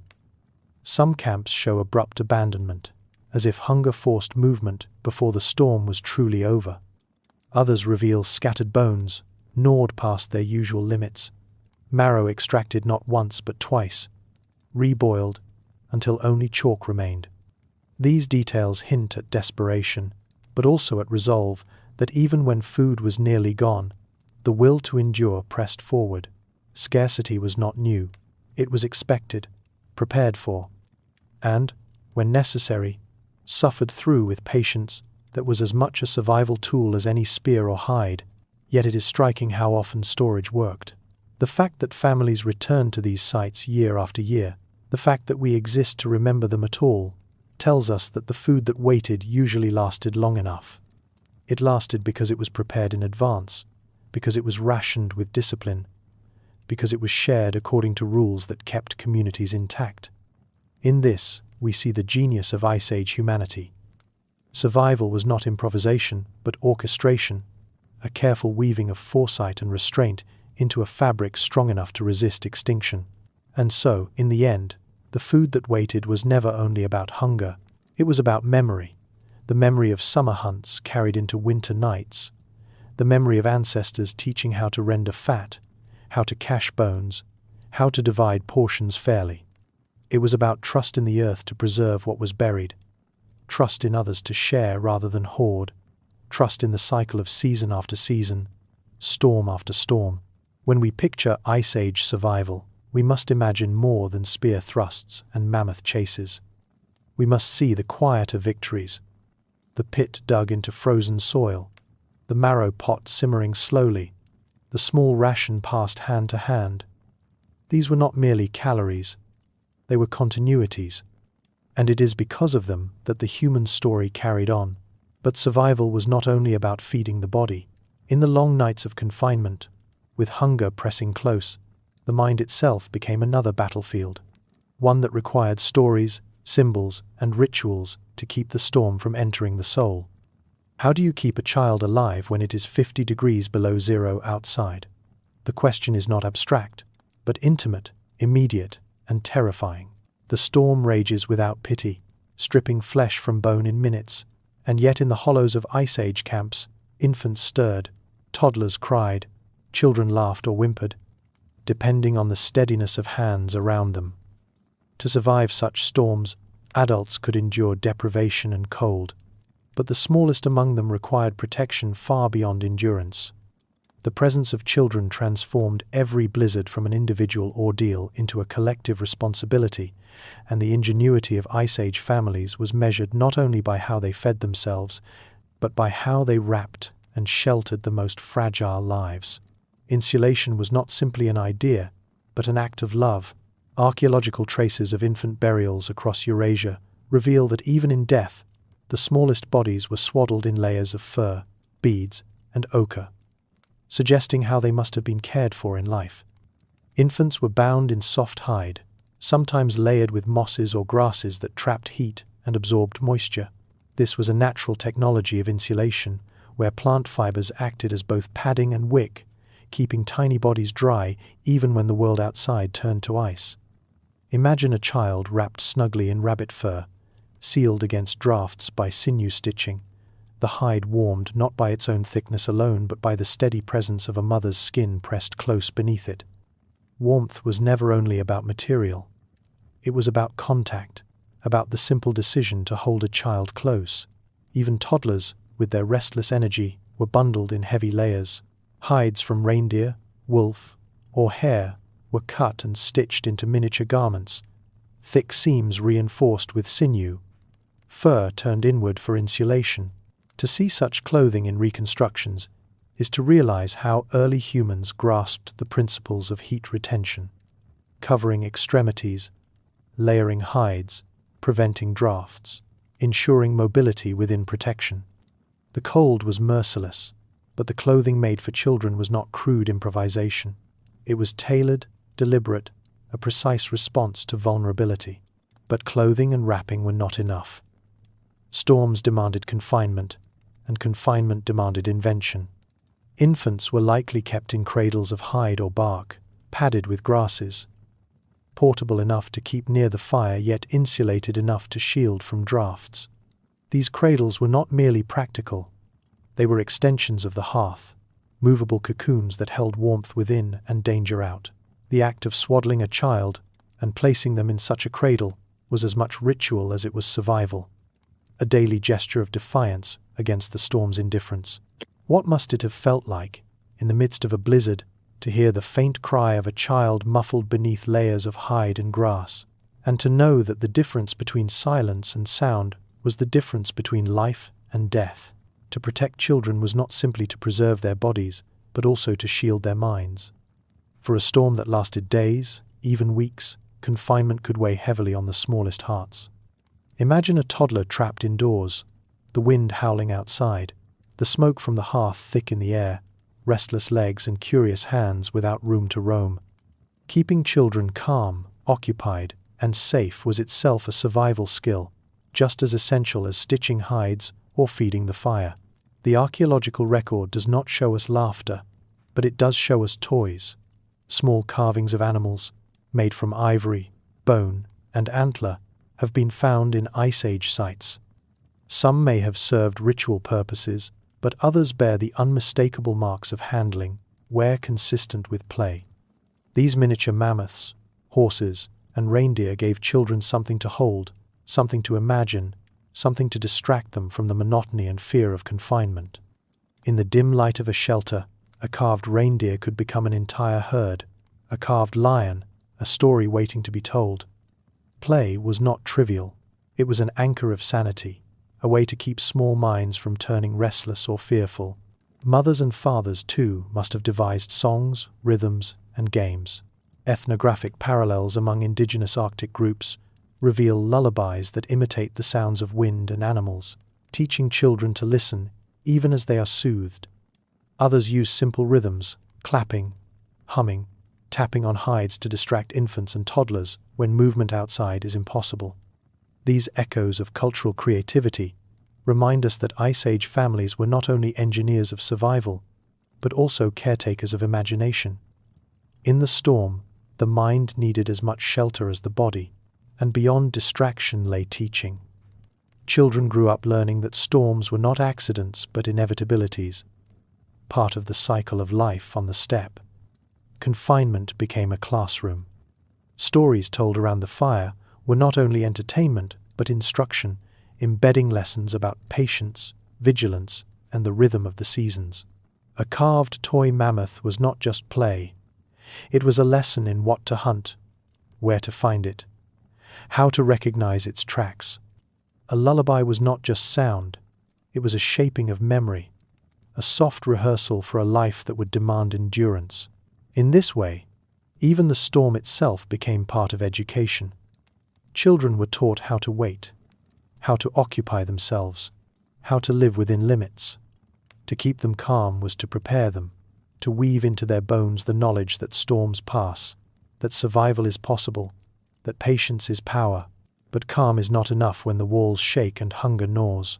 To protect children fully, Ice Age families turned not only to materials and distraction, but to the invisible fabric of culture itself. The songs, the stories, the rituals that carried meaning across the blizzard's roar. Culture, in this sense, was more than decoration. It was survival psychology. The storm outside could not be stopped, but inside, its meaning could be reshaped. A child who believed the storm was a monster might cry in terror. A child who believed it was a spirit passing by, or an ancestor's breath sweeping the plain, might watch in awe instead of despair. Myths and stories transformed chaos into pattern, gave fear a shape that could be held, examined, even respected. Archaeological discoveries of carved figurines and painted symbols hint at this process, not mere artistry, but tools of the mind, crafted to turn dread into comprehension.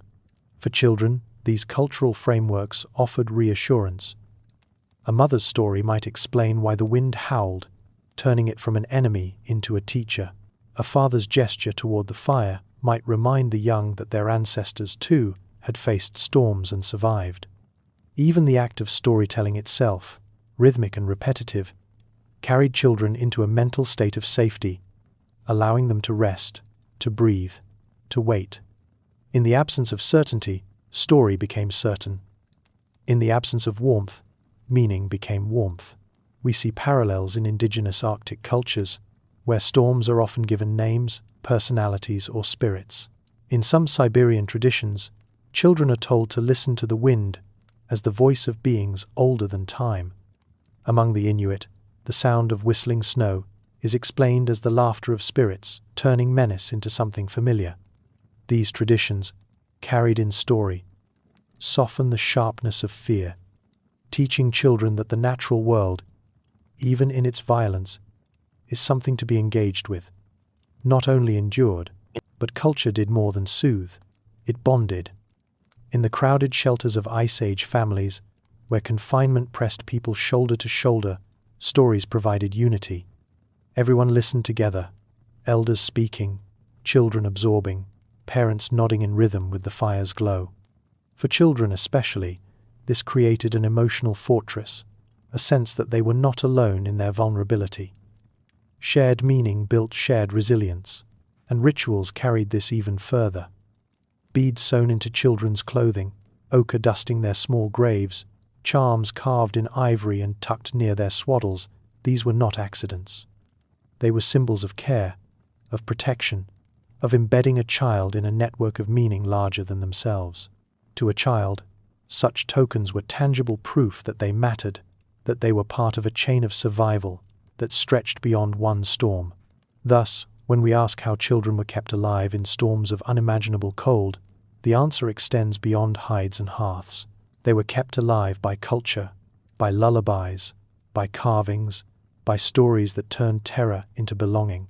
And in this belonging, Children learned their first lesson of survival, that life on the steppe was not endured alone, but always together. Togetherness was not only comfort, it was function. In the cramped warmth of a shelter, children were never far from adult eyes or hands. Their cries could not be ignored. Their laughter echoed in the same space where hunters sharpened bone points or women stitched hides. Care was constant, woven into the very fabric of daily survival. A child wrapped too loosely would be re-swaddled. A restless toddler near the fire would be drawn back into a lap. Attention was unbroken, not because of sentiment alone, but because the stakes were absolute. To lose a child to cold was to lose the future itself. This ceaseless vigilance shaped the rhythm of family life. Mothers and grandmothers, fathers and older siblings all shared in the work of protection. Infants were passed from arm to arm, always cradled close to warmth. Toddlers were taught small tasks even within confinement, sorting beads, holding scraps of sinew, watching the careful stitching of hides. These acts kept small hands busy, but they also gave children a role, however modest, in the economy of survival. To be included was to be strengthened, to learn from the beginning that every action mattered. Archaeological traces whisper of this. In some camps, miniature tools have been found: tiny scrapers, small awls likely too delicate for serious work, but perfect for training hands still growing. Children were not idle in the storm. They were apprentices in waiting, absorbing the skills that would one day decide whether their families lived or perished. The storm itself became part of their schooling, teaching patience, attentiveness, and the resilience of repetition. Ethnographic parallels again reveal continuity. Among Arctic peoples, children are not shielded from the realities of survival but folded into them. They are taught early how to dress, how to pack snow into shelter walls, how to remain still when danger is near. Play merges with training, games teaching the fine motor skills needed for later tasks. It is not hard to imagine Ice Age children crouched near the fire, watching with wide eyes as sinew threads were pulled tight, then given scraps of hide to practice knots with. In this way, even the confinement of blizzards became an opportunity for growth. But beyond training, children needed reassurance that storms would pass. The presence of grandparents, especially, may have been vital. Elders carried the memory of many winters, their voices proof that survival was possible.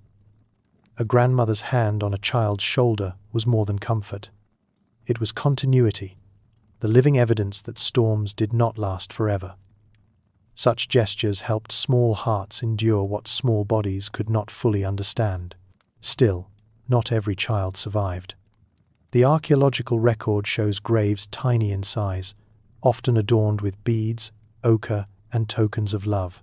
Their presence is a sobering reminder that care was no guarantee, that even with wrapping, stories, and vigilance, the cold sometimes claimed what culture could not protect. Yet the very care given in burial affirms how deeply families fought for their children's lives, even in death. And so, the story of children in the storm is not only about fragility, but also about resilience. The resilience of families who refused to let the most vulnerable be forgotten, who bound their children into the heart of culture, as surely as they bound them in fur and sinew. For children were not only carried through the blizzards, they carried meaning through them. Every act of protection, every strip of hide wrapped snugly, every song hummed against the roar of the wind was an investment in continuity. The Ice Age was not only survived through hunting mammoths or stitching clothing, but through the relentless insistence that children's lives mattered, that their laughter was as vital to the camp as the fire itself. Without them, there was no tomorrow. With them, there was hope. Consider how much ingenuity was directed toward their survival. Hide cradles lined with grasses were crafted to insulate fragile bodies. Miniature garments stitched with the same care as those of adults were fitted to small limbs. Small ivory figurines, beads, and charms were pressed into children's hands or tied into their clothing, not only as playthings, but as symbols of belonging and protection. Every artifact speaks to a culture that understood. To protect a child was to protect humanity itself, and beyond the physical, there was the emotional. families knew storms pressed hardest on the heart. For children, days without sunlight, weeks of confinement, and the constant sound of wind could have bred terror. Yet through stories, games, songs, and touch, the storm was redefined. It became a teacher, a spirit, a force to be respected, but not feared. Children were taught, even in their earliest years, that survival meant patience, that the storm was temporary, that the circle of warmth within the shelter was stronger than the chaos outside. The graves of Ice Age children, so carefully adorned with ochre, beads, and carved figures, remind us that even when life could not be preserved, meaning still was. Families ensured that children were wrapped, painted, and honored, as if declaring that their short lives mattered as deeply as any hunter's. These burials are not only evidence of loss, they are evidence of love, of a culture that placed extraordinary value on its most vulnerable. So when we ask, how do you keep a child alive when it is -50 degrees outside? The answer is layered. You wrap them in fur and moss. You hold them against your skin. You carve them toys. You teach them songs. You tell them stories. You place them at the very center of the storm's struggle. You fight for them with every material, every gesture, every word. And when they survive, they carry those lessons forward, becoming the next generation of stormwalkers, the next keepers of fire and memory. The presence of children ensured that Ice Age survival was not just about enduring, but about belonging, about love, about the promise of tomorrow. And it is through that promise that humanity crossed the long winter of the world, step by step, storm by storm. But survival was not only about warmth and food and children. It was also about the companions who stood beside humans in the storm, the animals whose lives intertwined with ours, shaping the very rhythm of Ice Age endurance. The blizzard is not only seen, it is heard. Inside the shelter, with walls of bone and hide trembling under invisible weight, the storm announces itself not as a silent white veil, but as an orchestra of sound. The wind moans like a living thing, rising and falling in waves that seem almost to speak, while sudden gusts strike with the violence of a drumbeat, shaking the structure as if to test its strength. Beyond the walls, trees splinter, cracking under ice, their echoes carried across the frozen steppe like the voice of something immense and unseen. Even within the warmth of firelight, sound becomes the most constant reminder that survival hangs by a thread. What does it mean to live in a world where every breath of wind is a language, every groan of ice a warning? The acoustic ecology of a blizzard transforms perception itself. For those inside, the storm is both distant and intimate, separated by walls of hide yet pressing in through every crevice. The noise is not monotone, but layered. The low roar of constant wind, the sharp hiss of snow driven against bone, the intermittent shrieks when gusts twist through gaps in the shelter's design. To modern ears, such sound might feel abstract, even monotonous, but to Ice Age families, it was information. A softening in the wind might mean a break in the storm. A sudden shift in direction might mean an opening or danger. Listening was not optional, it was survival. Yet the storm's voice was not only interpreted in practical terms, it also pressed upon the human mind in ways beyond reason. When the blizzard howled for days, its song entered the body, vibrating in the chest, thrumming in the skull. Sound became an atmosphere, a presence that could not be ignored. In this way, the storm was both enemy and companion, a force that demanded attention but also offered a rhythm around which life could be organized. To endure the sound was to learn to live with it, to weave it into the pulse of existence. And so, inside the shelters, families responded with sound of their own. The crackle of fire, the soft murmur of voices, the songs sung to children, all of these were shields, counter-rhythms to the storm's roar. Where wind stripped the world of familiarity, human voices restored it. Where the blizzard pressed with violence, rhythm, and song created continuity. What must it have felt like to hear the wind raging outside, and then, in the same moment, a lullaby hummed close to the ear? These whispered sounds, fragile though they were, became weapons against despair. They reminded each listener that they were not alone, that the world still contained pattern, still contained meaning. The storm might dominate the sky, but inside, the hearth preserved its own acoustic universe. A world of stories, of rhythm, of memory spoken aloud against the void. Storytelling was more than pastime. It was a way of creating a countersound to the blizzard's endless howl. When the wind moaned like an animal in pain, stories gave it a name, a shape, a purpose.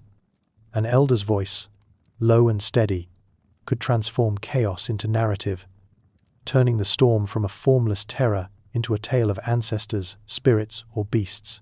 The rhythm of words itself soothed the mind, repeating patterns where none existed outside.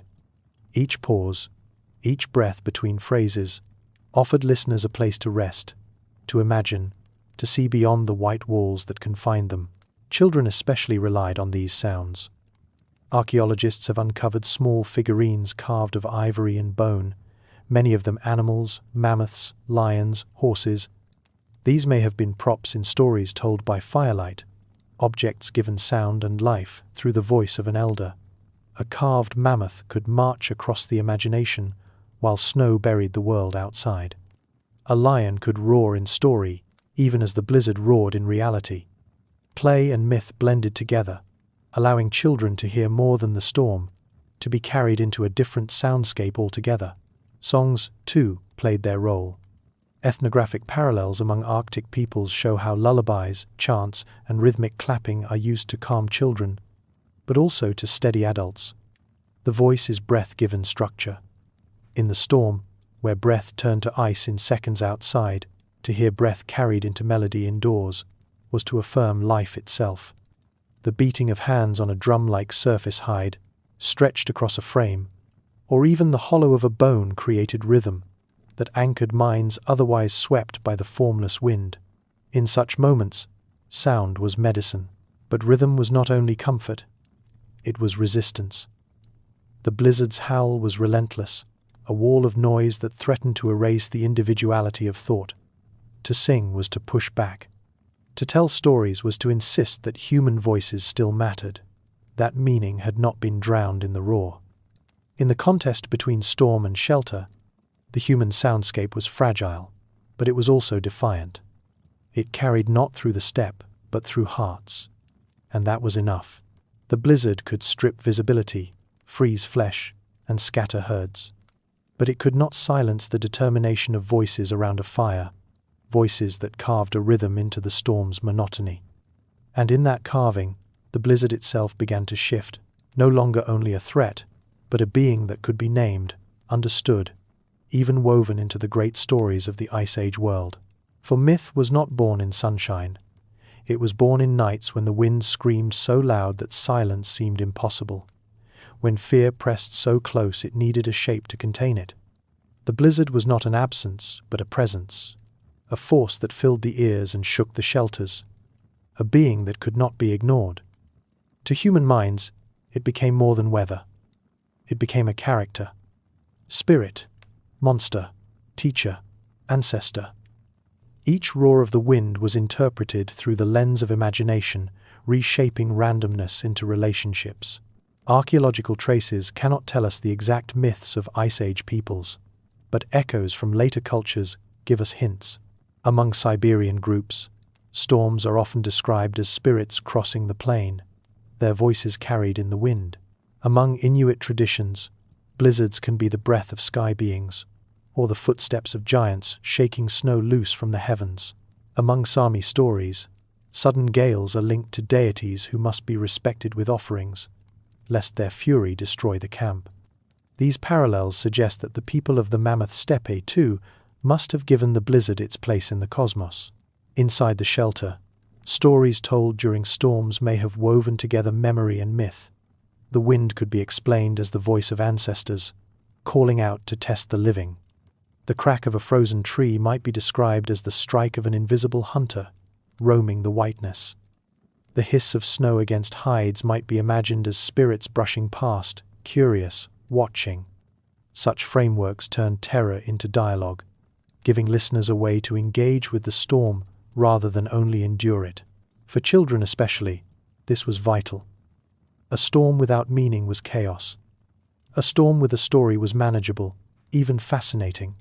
To hear that the blizzard was a giant searching for food, or a spirit testing courage, was to learn that survival was part of a larger drama. Fear was no longer formless. It had a role, a plot, a resolution. And in that resolution, the promise of calm after the storm was always implied. The act of giving the blizzard a name, a personality, a place in the mythic order, did not make it less deadly, but it made its sound bearable. It transformed the monotony of howling into the dialogue of beings. It gave human voices something to answer, something to resist, something to fold into their songs and chants. The storm was still vast, still merciless, but it was no longer meaningless. And perhaps this is the greatest gift of sound in the Ice Age, that it turned emptiness into communication, cold into dialogue, despair into story. To listen was to survive, but to interpret was to endure with dignity. What does it mean that even as the storm tried to erase them, humans insisted on hearing not only danger in its roar, but also meaning, even kinship? It means that survival was never only about the body. It was also about the mind's ability to transform experience into something livable. The acoustic world of the blizzard was overwhelming, a soundscape so total that it could have driven despair into every heart.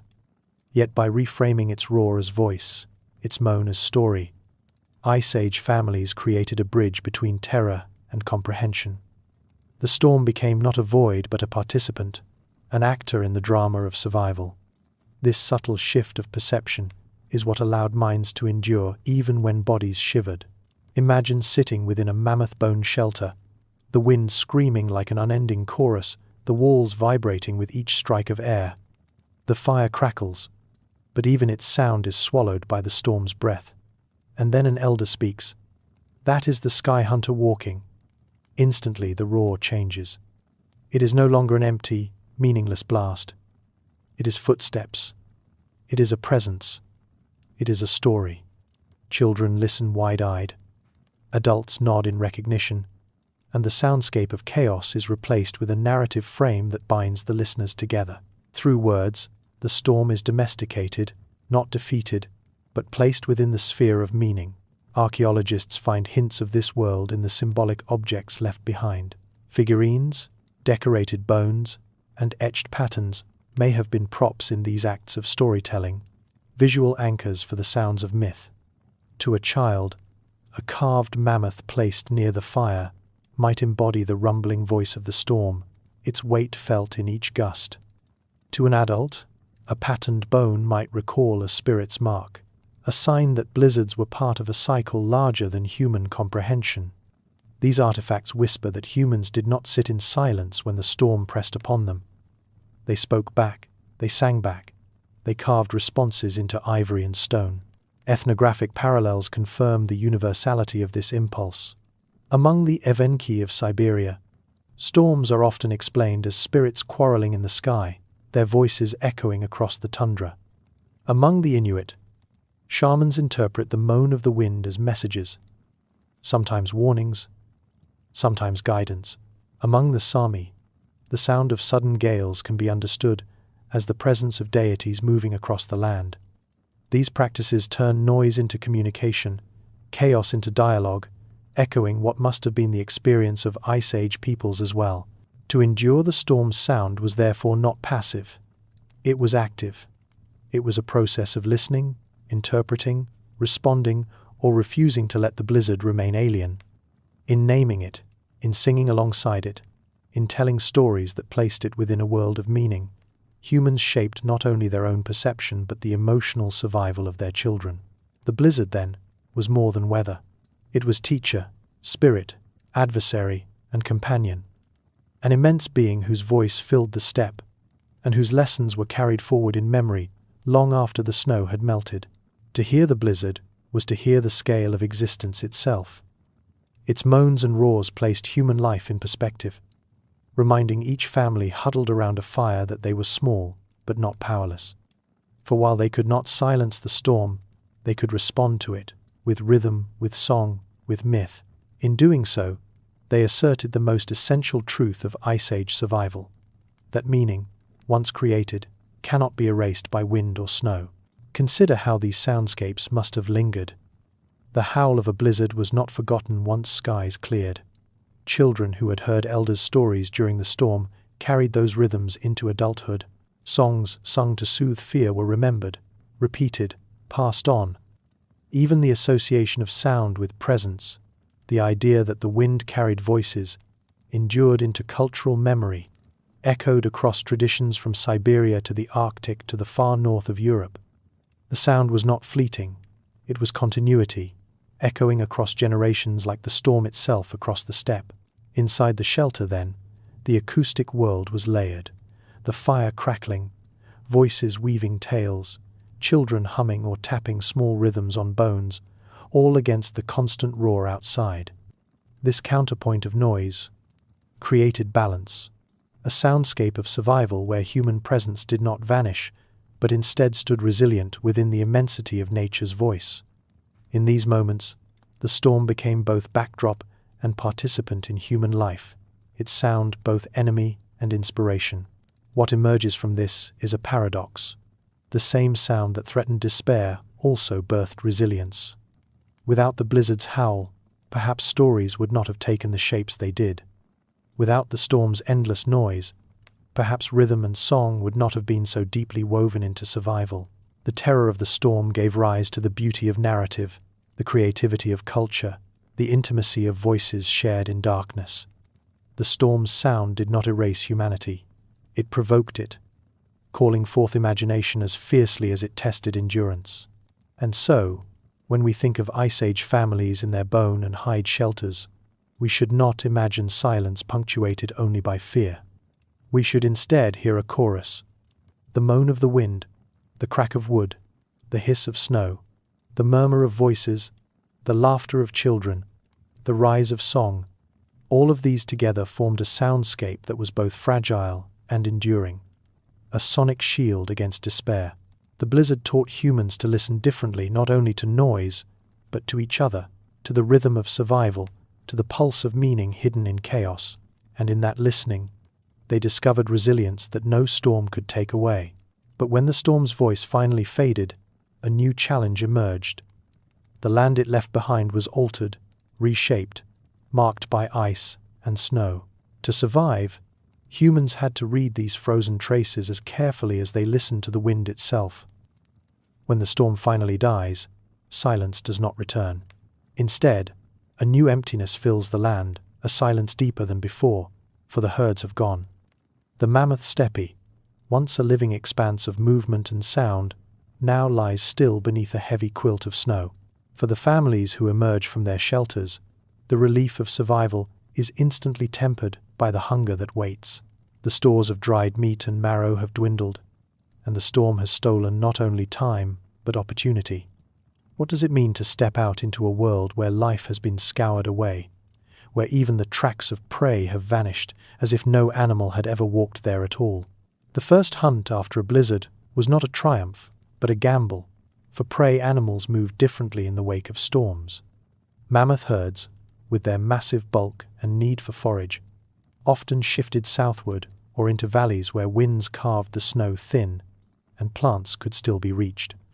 Reindeer, light-footed and agile, traveled along wind-hardened ridges, seeking patches of exposed lichen. Bison pressed into forests and hollows, breaking trails through drifts that smaller animals could follow. Each species responded to the altered land with its own rhythm, its own strategy of endurance, and humans had to read these responses as carefully as they read the sky. To misjudge was to waste precious energy, to chase a herd already gone, to burn the calories needed for survival in the very act of trying to secure it. Imagine the steppe as it must have looked then. Dunes of snow sculpted by the blizzard's breath, ridges and valleys unrecognizable, landmarks half buried, the familiar made strange. In this white labyrinth, hunters faced a puzzle not only of tracking, but of prediction. Where would the animals go now? What routes did the storm itself erase, and what new corridors had it carved? To hunt was not only to follow, but to anticipate, to think as the reindeer thought, as the mammoth moved, as the wolf searched. Yet even before the chase began, there was the weight of stepping outside itself. Days or weeks of confinement had taught the body to rest, to conserve, but now the lungs had to fill with knives of air again. The legs had to plunge into drifts. The skin had to endure a cold so sharp it seemed to peel life from flesh. The psychology of that first step was as dangerous as the storm itself. To emerge was to face not only the cold, but the memory of it. The knowledge that its fury could return without warning. What courage did it take to rise from safety into such uncertainty, driven only by hunger and the fragile hope of finding something that could be killed, cooked, and shared? The blizzard's aftermath was both an opportunity and a trap. The land was reset, erased, forcing hunters to read anew the story of tracks and trails, of migration and absence. And so they listened, they searched, they bent low over snow hardened by the storm, searching for the faintest imprint that meant life still walked this frozen world. Post-blizzard migrations were as predictable as they were uncertain. Animals were creatures of habit, yet storms forced deviations, sudden detours that could confound even the most skilled trackers. Mammoths, once steady in their patterns, might avoid an entire valley if ice crusted its surface too thick for their young to break through. Reindeer, though dependable in their seasonal cycles, sometimes traveled far outside their usual ranges when snow buried their favored lichens. The storm reshuffled the map of opportunity, and only by reading its aftermath carefully could humans predict where sustenance had fled. For the hunters, this meant thinking beyond the immediate horizon. A herd's absence in one place did not mean absence everywhere. It meant relocation. They scanned ridgelines for wind-scoured patches, where reindeer might cluster to feed. They studied the direction of drifts, searching for paths where mammoths might have pushed through. They learned that predators, wolves, lions, hyenas, also followed these same calculations, their trails leading not only to danger, but to prey. By shadowing predators, humans could sometimes find what they themselves could not. In this way, the landscape became an intricate dialogue between species, each responding to the storm in its own way, each leaving signs for those able to read them. The risks of such hunts, however, were immense. Hunger pressed from within, urging speed, but haste could kill. If a hunting party misjudged, they might spend an entire day trudging through deep snow, their breath frosting, their legs burning, only to return empty-handed. Every step into the wilderness was a calculation. Were the calories burned in pursuit less than those to be gained if the hunt succeeded? To fail was to weaken not only one body, but the entire family waiting in the shelter. Hunger was communal, and so too was risk. Psychologically, this burden was heavy. To walk into the cold after surviving the storm demanded a resilience of spirit as much as of body. The memory of confinement still clung, the echo of the storm's roar lingering in ears, and the knowledge of its possible return made every step feel provisional. The hunters walked into a world not yet healed, its silence uncanny, its vastness oppressive. Yet to stay inside was to die slowly. To step out was to gamble on life, and so they steeled themselves, wrapping hides tightly, adjusting weapons, scanning the altered land with eyes sharpened by generations of practice. The storm had reset the world, but hunger reset determination. To follow the herds was not simply instinct, it was destiny, a rhythm older than memory, a pattern written into both prey and predator alike. In this white wilderness, the first sign mattered more than anything. A single hoofprint, a broken branch, a scatter of droppings against the snow. To find it was to find possibility. To lose it was to sink deeper into uncertainty. The difficulty lay in how the storm itself disguised what was sought. Snowdrifts shifted, sculpted by the wind into shapes that mimicked tracks.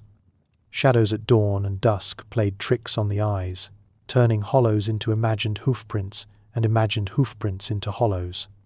A fresh trail could vanish within hours, erased by drifting snow, leaving hunters grasping at fragments of story rather than a clear line to follow. In such conditions, tracking became not just observation but imagination. The skill of projecting movement, of guessing where an animal might have turned when the evidence vanished. Hunters learned to read subtleties invisible to the untrained. The depth of a depression revealed the weight of mammoth versus reindeer.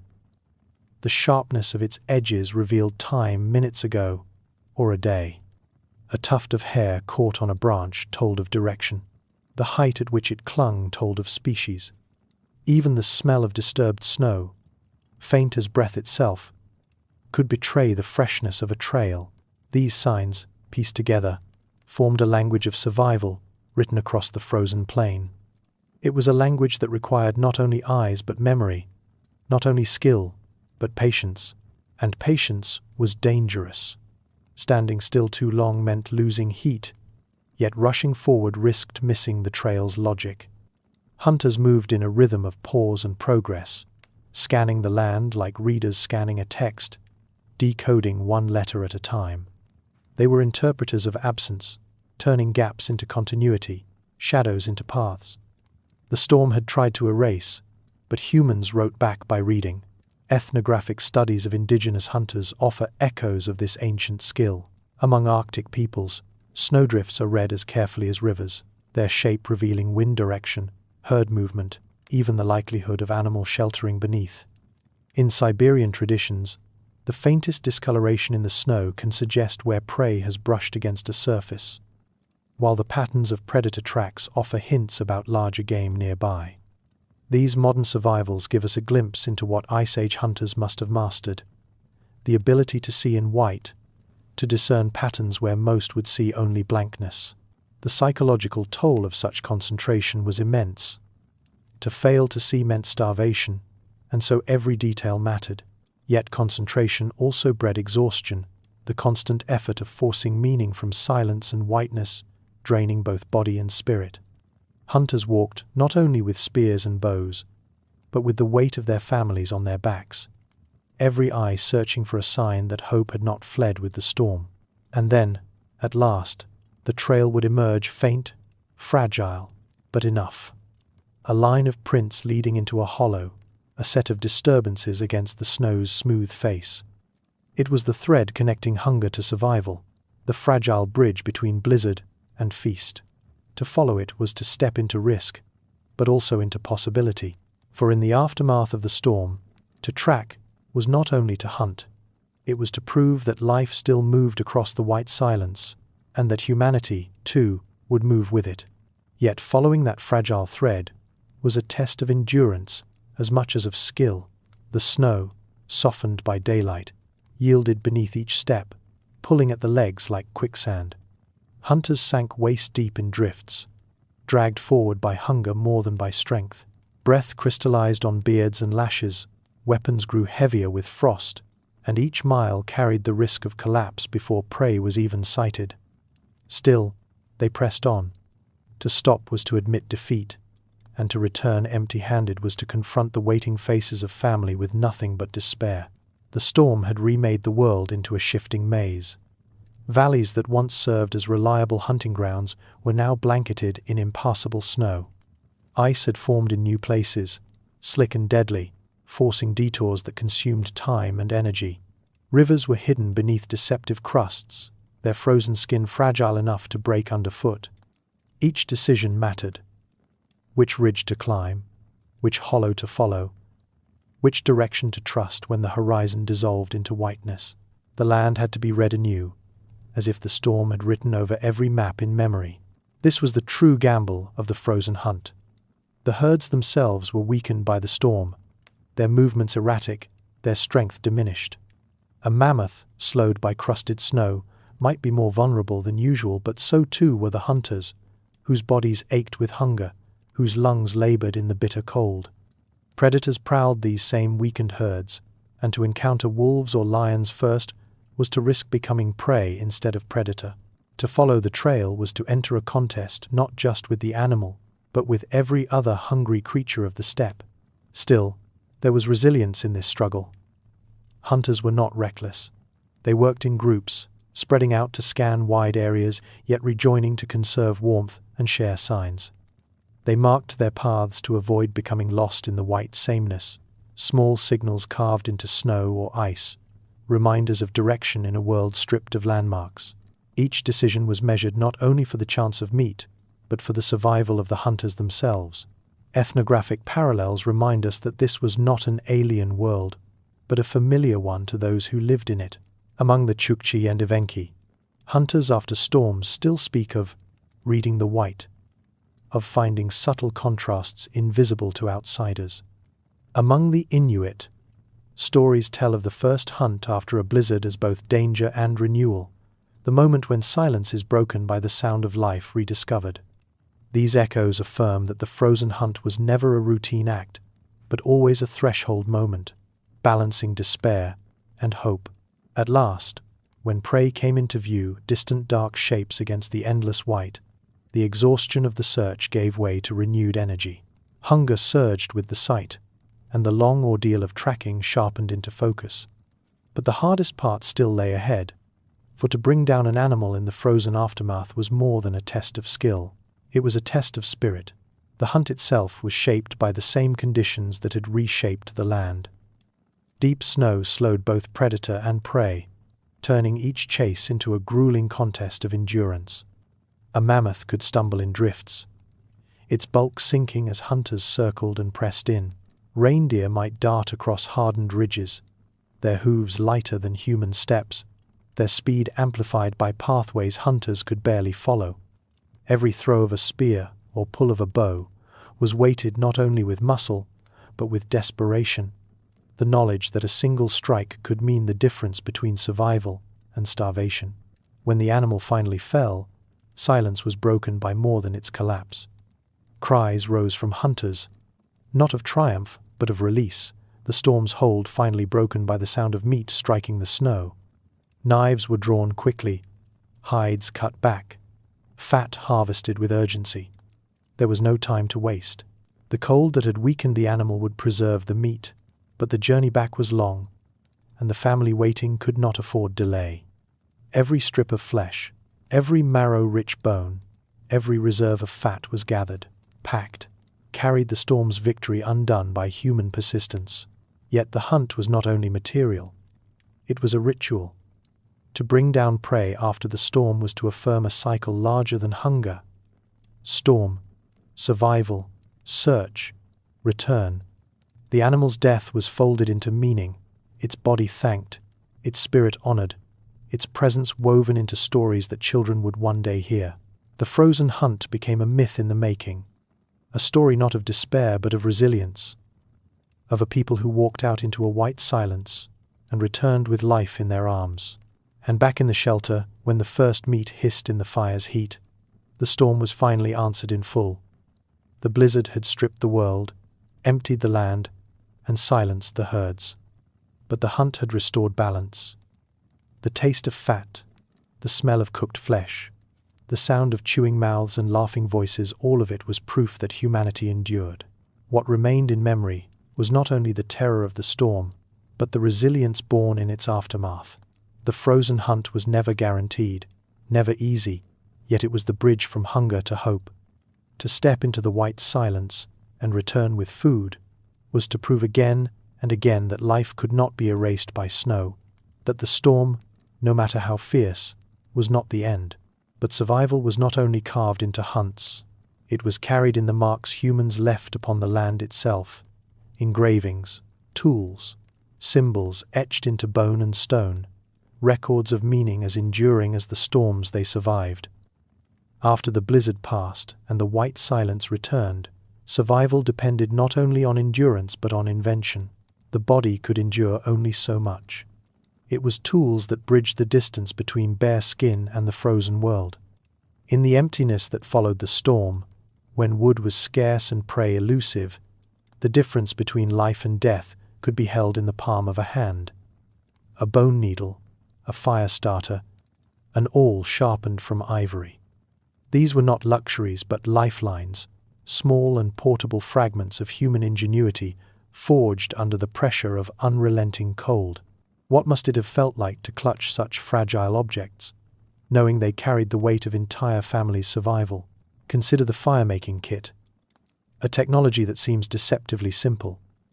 A piece of pyrite struck against flint, a bundle of tinder dried and carried in a pouch, a breath coaxing spark into flame.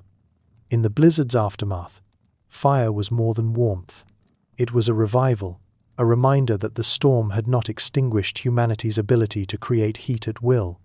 Archaeological finds show portable kits carried across the Mammoth Steppe, carefully protected from moisture, treasured as one might treasure water in the desert. Fire was life, but it was also identity. The assertion that even in a world of ice, humans alone could summon the sun into their shelters. Without such kits, families might wait in vain for lightning or smoldering wood. With them, they carried light wherever they went. Other tools were shaped by the snow itself. Hunters and gatherers adapted not only their weapons but their daily instruments to the conditions storms imposed. Awls and scrapers, carved from bone or antler, cut hides into coverings thick enough to withstand frost and flexible enough to allow movement through drifts.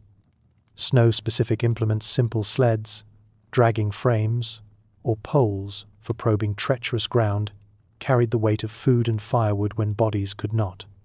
Each object answered a question the storm posed. How do you move through white emptiness? How do you cut against frozen resistance? How do you carry weight across land that swallows steps whole? These designs reveal minds shaped by necessity, eyes that never stopped observing, hands that never stopped adjusting. The silence of the post-storm world was not truly empty. It was filled with the presence of tools, each one carrying whispers of lessons learned by countless generations before. A curved scraper bore the memory of hides stretched in storms past. A fire kit carried echoes of ancestors who first struck stone against iron-rich minerals and saw light bloom in darkness. Tools were not just objects but repositories of knowledge, small archives of culture carried across the endless steppe. They taught without words, each design embedding a principle, each edge revealing adaptation. What is a needle but the memory of a cold that taught humans to stitch tighter, to close gaps, to keep the wind from creeping in? In the stillness after the storm, tools became the language of resilience. To hold one was to hold not only bone or stone, but the accumulated survival of thousands who had faced the silence before. Among the most transformative of these were the bone needles. Tiny, delicate, and almost invisible against the vastness of the Mammoth Steppe, they carried within their narrow length the power to alter destiny. With them, hides were no longer crude wrappings draped across shoulders, but tailored garments sewn tight against the cold. Stitch by stitch, sinew thread closed gaps, strengthened seams, and created clothing that fit the body with precision. Where a loose hide let in drafts, tailored trousers, boots, and parkas sealed out the storm. The needle was not simply a tool, it was an innovation that expanded the very boundaries of where humans could live. Archaeological finds of needles, some over 40,000 years old, remind us that this technology was ancient and widespread. Made from bone or ivory, polished to smoothness, their eyes drilled with painstaking care. These objects embody patience. Imagine the effort of carving such an instrument with stone blades, of piercing the tiny hole that would carry sinew thread. The act of making the needle itself was as careful and deliberate as the sewing it enabled. Each one was fragile, easily broken, yet indispensable. Hunters could fashion new points for spears in a day, but without a needle, a family might freeze within weeks. It was perhaps the most valuable object in a winter camp, not for what it was, but for what it allowed. The clothing it created tells the rest of the story. Boots insulated with fur, seams turned inward to trap heat, overlapping layers stitched to shed snow and resist wind, gloves that protected fingers while still allowing dexterity, parkas that extended over the thighs, keeping the core warm in temperatures that dropped far below -40. These garments, preserved in echoes by later Arctic cultures, were more than coverings. They were second skins, artificial furs more efficient than any natural pelt alone. And behind each garment lay the needle, the silent partner that allowed raw hide to be transformed into culture. This tailoring was not only practical, but also aesthetic. Beads sewn into clothing, decorative stitching along seams, and colored ochre rubbed into hides suggest that survival and beauty were never separate. A child's garment, adorned with beads, might have been as protective as it was symbolic, affirming their place within the group even in the heart of a storm. To stitch was to create continuity, linking warmth with meaning, protection with identity. In this way, the bone needle and its work remind us that tools were not isolated objects. They were bridges between necessity and expression, between the harsh dictates of the environment and the human refusal to live without beauty. In silence broken only by the crunch of snow or the howl of wind, the whisper of sinew through hide was its own song, a rhythm of survival, a pattern of care. Every tool was practical, but every tool was also cultural, and in this duality lay the secret of endurance, to make objects that not only solved problems, but carried the spirit of those who made them. Consider the awl, simple in form, yet profound in function. A sharpened sliver of bone or antler, hardened by use, it pierced hides and allowed threads of sinew to pass through. Without it, sewing would be slower, less precise, more likely to fray. With it, seams became tight, garments more durable, shelters more windproof. But the awl was more than useful. Its shape, smoothed by years of handling, was often engraved or polished, turning an everyday object into a token of identity. To hold an awl was to hold both a tool and a lineage, the memory of countless hands that had gripped similar instruments, pressing survival into every stitch. Portable fire-making kits carried this same dual nature. Flint and pyrite struck together to conjure sparks, but the design of their containers, the way tinder was wrapped in hide, reveals a careful cultural knowledge. Some kits included fungus dried for months to catch sparks. Others held grasses gathered in summer and preserved through the long autumn. Each fire started in the dead of winter, carried with it the memory of seasons past, the foresight of ancestors who had learned that survival in January depended on the preparations of June. To carry a fire kit was to carry a piece of time, a continuity between harvest and hunger, between warmth imagined and warmth made real. Shelters, too, bore the imprint of tool-assisted knowledge. Smoke holes cut into hide coverings were reinforced with bone rings, carefully shaped to withstand both wind and use. Scrapers smoothed mammoth bones to fit tightly against one another, sealing gaps. Poles and frames, lashed with sinew, bore marks of sharpening tools, evidence of deliberate shaping. The blizzard may have reduced the world outside to chaos, but inside the shelter, order was carved into every surface. Each mark left by a tool was a mark of defiance, an assertion that humans could impose patterns upon disorder. And what of the small, less visible tools that rarely survive in the archaeological record? Stone drills for piercing, grinders for softening hides, polishers for smoothing surfaces. Their absence today reminds us of their ubiquity then. They were the silent companions of daily life, so common as to be unremarkable, yet so necessary that their loss could bring disaster. In their absence, we glimpse how thoroughly technology was embedded in survival. But more than objects, these tools carried knowledge itself. Every awl, every needle, every fire starter was also a teacher. To a child watching an elder sew, the tool spoke. This is how you make warmth. To a youth watching sparks leap from stone, the tool whispered. This is how you summon light from silence. Tools did not merely perform functions, they transmitted memory, embedding generations of trial and error into shapes of bone and stone.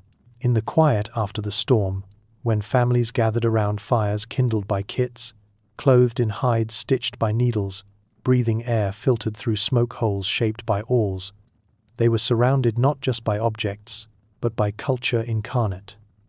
Each tool was a story, and to use it was to speak that story again. This is why tools mattered most in silence, because they turned emptiness into continuity, reminding every hand that gripped them that they were not alone, but part of an unbroken chain of survival. The cultural knowledge embedded in these tools was not accidental, it was intentional, preserved, and passed down with care as precious as the tools themselves. A needle without the memory of how to stitch was useless. A fire kit without the knowledge of how to coax spark into flame was only stone and mineral. The true survival technology of the Ice Age was not bone or flint, but the teaching that accompanied them. Knowledge was the hidden material, binding generations together across storms and centuries. This teaching often unfolded in quiet moments inside the shelter, where storms raged outside but stories carried the warmth of instruction. A child might sit near their grandmother, watching her thread sinew through holes made with an awl. She would explain why seams must be double-stitched near the shoulders, how overlapping hides made a hood that turned back the wind, why fur must face inward in one garment and outward in another. These lessons, woven into action rather than lecture, ensured that by the time the child held their own needle, they carried not only the tool, but the invisible map of its proper use. Similarly, fire-making was taught not in abstract but in ritual. Children watched as sparks were coaxed into tinder, learning the rhythm of breath and the patience of waiting for the faintest glow to expand. Failure was frequent, but failure was part of the lesson. To make fire in a storm's aftermath required not only skill but resilience, the willingness to try again, to protect the fragile ember with cupped hands, to blow gently until light grew. What was taught was not merely technique, but mindset, persistence, attention, reverence for the delicate balance between spark and flame. Even tools for shaping shelters carried this embodied memory. The knowledge of where to cut smoke holes so that the wind carried fumes away, or how to lash bones so they would resist gusts, was not written anywhere but lived in the experience of elders. A misplaced cut or poorly tied knot could fill a shelter with smoke, endangering everyone within. Thus, every act of construction was also an act of teaching, with children and youth absorbing lessons about balance, airflow, and structural stability, while their hands helped scrape, lash, or smooth. Through these acts, technology became indistinguishable from culture. Each tool held more than its physical form. It was also a vessel of memory, belief, and belonging. Using them correctly affirmed not only survival, but identity, linking one's actions to those who had come before. In this sense, every tool was also a story, a narrative of ancestors who had faced storms, adapted, and endured. And in this weaving of memory and material, the silence after the storm was never truly empty. It was filled with the voices of countless generations, whispering through the curve of a needle, the edge of a scraper, the spark struck from stone. It was filled with the assurance that survival was not an accident, but a practice, learned and remembered, one tool at a time. The blizzard may have been the most dramatic expression of nature's power, but the response to it lay in the quiet persistence of human craft. What endured were not only bodies warmed by stitched hides or fires sparked into being, but the tools themselves small, enduring witnesses to a relationship between people and storm. Archaeologists today uncover bone needles, awls, fire kits, and scrapers, their edges worn smooth by use, their forms testifying to a time when survival was measured not in abundance, but in ingenuity. Each artifact recovered from permafrost or cave floor is a voice from that silence, saying, "We endured, because we made." In truth, the Ice Age did not shape people in isolation. People shaped themselves in dialogue with the ice, the wind, and the endless cold. Every storm posed questions. How will you stay warm? How will you eat? How will you move? And every tool was an answer. But these answers were never final. The storm would ask again, in new ways, and the tools would adapt, becoming sharper, smaller, stronger, more efficient. The blizzard was not only an adversary, but also a teacher, sharpening minds as much as it numbed fingers. And so, the silence of the post-storm world was never only absent. It was also potentially the space in which tools proved their worth, and humans proved their capacity to endure. Fire kits turned silence into warmth, needles into protection, awls into shelter. The cultural memory embedded in these instruments ensured that storms not only survived, but transcended, woven into the rhythm of life. When we hold these tools today in museums or research sites, we do more than marvel at ancient craftsmanship. We touch the very dialogue between humanity and the Ice Age. A dialogue that tells us survival was not an accident of climate, but the outcome of intention, cooperation, and creativity. In every polished bone, in every drilled eye of a needle, In every stone worn smooth by striking sparks, we glimpse the hands of ancestors whispering through time. This is how we lived. This is how we endured. And so, in the white silence after a blizzard, the true sound was not only the wind's howl, but the quiet click of flint against pyrite, the pull of sinew through hide, the scrape of bone against fur. Tools filled the void, transforming cold into shelter, hunger into resilience, silence into continuity. They were not just instruments. They were voices, carrying forward the oldest truth of the steppe. That to be human is to make, and to make is to survive. Through them, the storm itself was answered, not in words but in objects fragile, enduring, and utterly human. The snowdrift was more than a barrier. It was a memory. Long after the blizzard passed, long after the wind's voice sank back into silence, the piled ridges of snow remained as monuments to what had been endured. For Ice Age families, these drifts were not just obstacles to step around, but lessons to be studied, warnings to be carried forward, and symbols to be told again when children asked why a certain valley was avoided, or why a camp was always pitched on higher ground. What happens when a people without written words must preserve the knowledge of disasters that could return at any moment? They learn to weave memory into story, to inscribe warnings not on stone tablets but on the living fabric of tradition itself. Oral memory was the first shelter against storms. Around firelit circles, elders told of winters where hunters froze within a day's walk of camp, or where an entire family suffocated under a collapsed roof of snow. The blizzard itself became a character in these narratives, sometimes a beast, sometimes a spirit, always a presence to be respected. These were not idle tales. They were survival manuals disguised as myth. A child who listened to the story of the hollow where the wind ate people would know instinctively never to settle there. A young hunter, hearing of the valley where the snow piled higher than mammoths, would understand why their group chose routes along ridges instead. Memory did not fade when it was bound to emotion, and fear was the ink that etched warnings deep. Archaeological hints suggest that such stories were supported by ritual and symbol. Stones arranged in circles on wind-scoured plains may have been more than hearths. They may have been markers saying, "Here the storm once crushed us, here we must never forget." Charcoal layers buried in caves show repeated occupation interrupted by sudden absence, a silence explained not by chance, but perhaps by a memory of disaster too costly to risk repeating. Where the snow fell hardest, humans left reminders behind, ensuring that even if the next generation forgot the precise details, they would not forget the consequence. The drift itself was a teacher. To read the lay of snow was to recall how winds had moved, how currents had scoured one valley and spared another. Children were taught to see not only the white surface but the invisible patterns within it. Why does the snow pile deep on the leeward side of a hill? Why does one hollow always bury itself in drifts while another stays open? Such questions were not abstract. They were training, passed down as riddles, binding observation to memory and memory to survival. In this way, every blizzard carved not only the land, but also the collective mind. To forget was to risk death. To remember was to build continuity.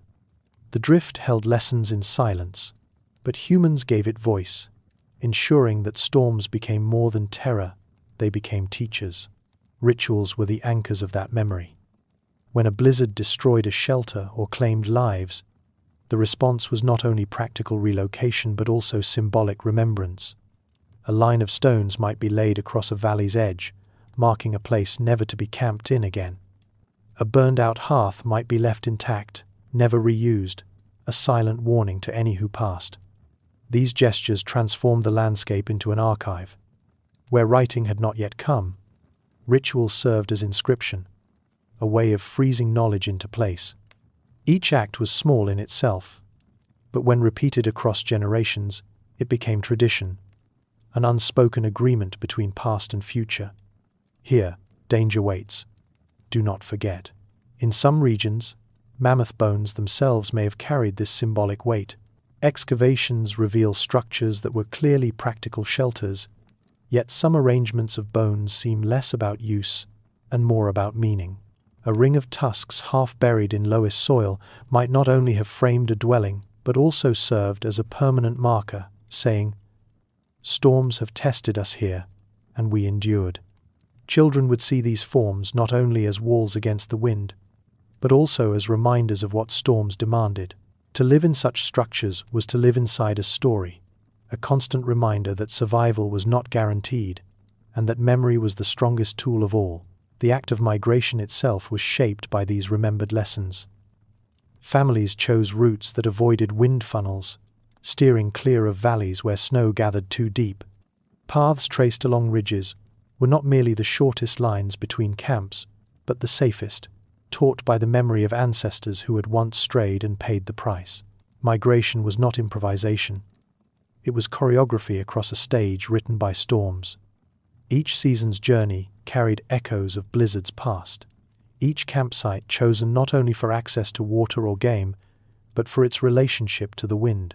Even the simplest rituals, the way a camp was blessed before snow came, the way a fire was smudged with herbs or fat before a storm reinforced this collective caution. These acts were both spiritual and practical. They bound the invisible memory of storms to visible action, ensuring that blizzards were never treated casually. A storm was not just weather. It was an event with lineage, a force that had shaped lives before and would shape them again. To honor it was to acknowledge its inevitability, to prepare by remembering. Thus, the drift was more than snow piled by wind. It was a text written by nature, interpreted by humans, and preserved through ritual.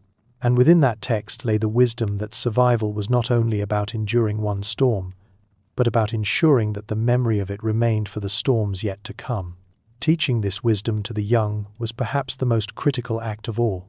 Knowledge of blizzards could not be locked away. It had to be carried in every child, ready to be recalled decades later when the wind turned white again. Stories were the first vessels of this inheritance. Myths told around fires were not entertainment alone, they were memories disguised in the rhythm of narrative. The storm might appear as a white giant, its breath filling valleys with death, or as a trickster spirit, luring hunters into hollows where snow would bury them alive. By giving the storm a face and a name, the danger became unforgettable. Children remembered not only the thrill of the tale, but the embedded instruction: never walk when the white giant stirs, never linger in the valley of his breath.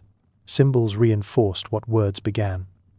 A carved mammoth tusk etched with spirals might represent the circling winds, a warning of a valley where storms spun strongest. A painted line on a rock wall could depict a shelter buried beneath snow, reminding future generations of a collapse. These marks were not random decoration. They were mnemonic devices, anchors of story that held memory in visible form. Even beads sewn into clothing may have carried meaning beyond beauty sequences of colors or shapes, recalling stories of winters survived, turning the body itself into a canvas of cultural instruction. The importance of these symbols is echoed in later traditions of peoples who faced similar climates. Inuit stories link stars and constellations to survival advice. When one star rises, storms are near. When another dims, it is time to move camp. Siberian shamans used drums painted with swirling shapes to represent wind and snow, teaching initiates where to travel and where to avoid.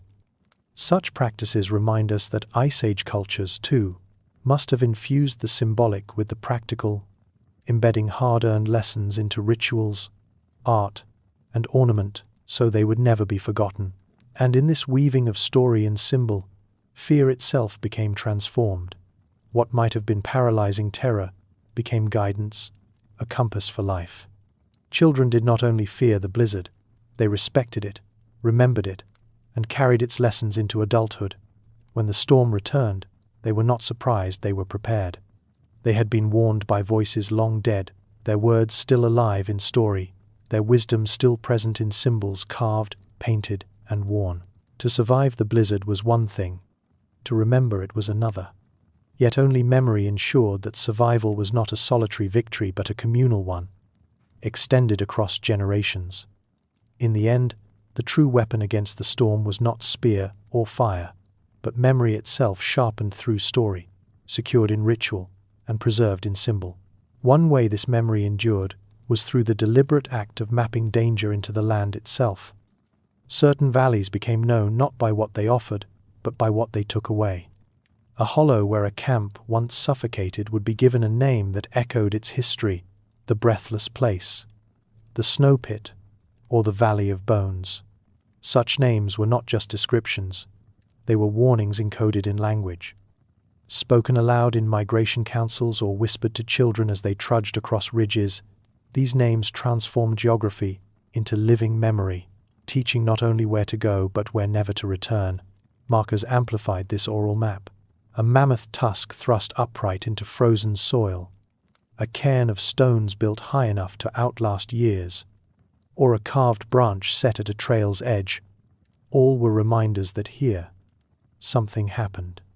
Archaeologists have long puzzled over such markers, debating whether they were spiritual, practical, or ceremonial. But perhaps they were all three at once. In a world without written records, a standing tusk was a monument both to memory and to meaning, ensuring that even strangers passing generations later would know the place bore weight. Ritual itself could carry these lessons deeper into memory. Annual ceremonies held at storm-prone sites may have reinforced the danger they represented. Families gathering to retell the story of a blizzard that once buried a shelter did more than remember, they enacted the warning. By singing songs of the storm, by offering fat or marrow to the fire as tribute, they created a cycle of recognition that ensured each new generation inherited not only fear but reverence. The blizzard became part of the sacred calendar, its unpredictability folded into the rhythm of culture. Such acts of remembrance blurred the line between practical wisdom and myth. To modern eyes, they may look like superstition, a taboo against camping in a certain valley, a ritual of scattering snow before a hunt, a rule about walking only along specific ridges, yet behind each custom lay a history of disaster avoided or endured. The storm itself became mythologized not to confuse, but to clarify.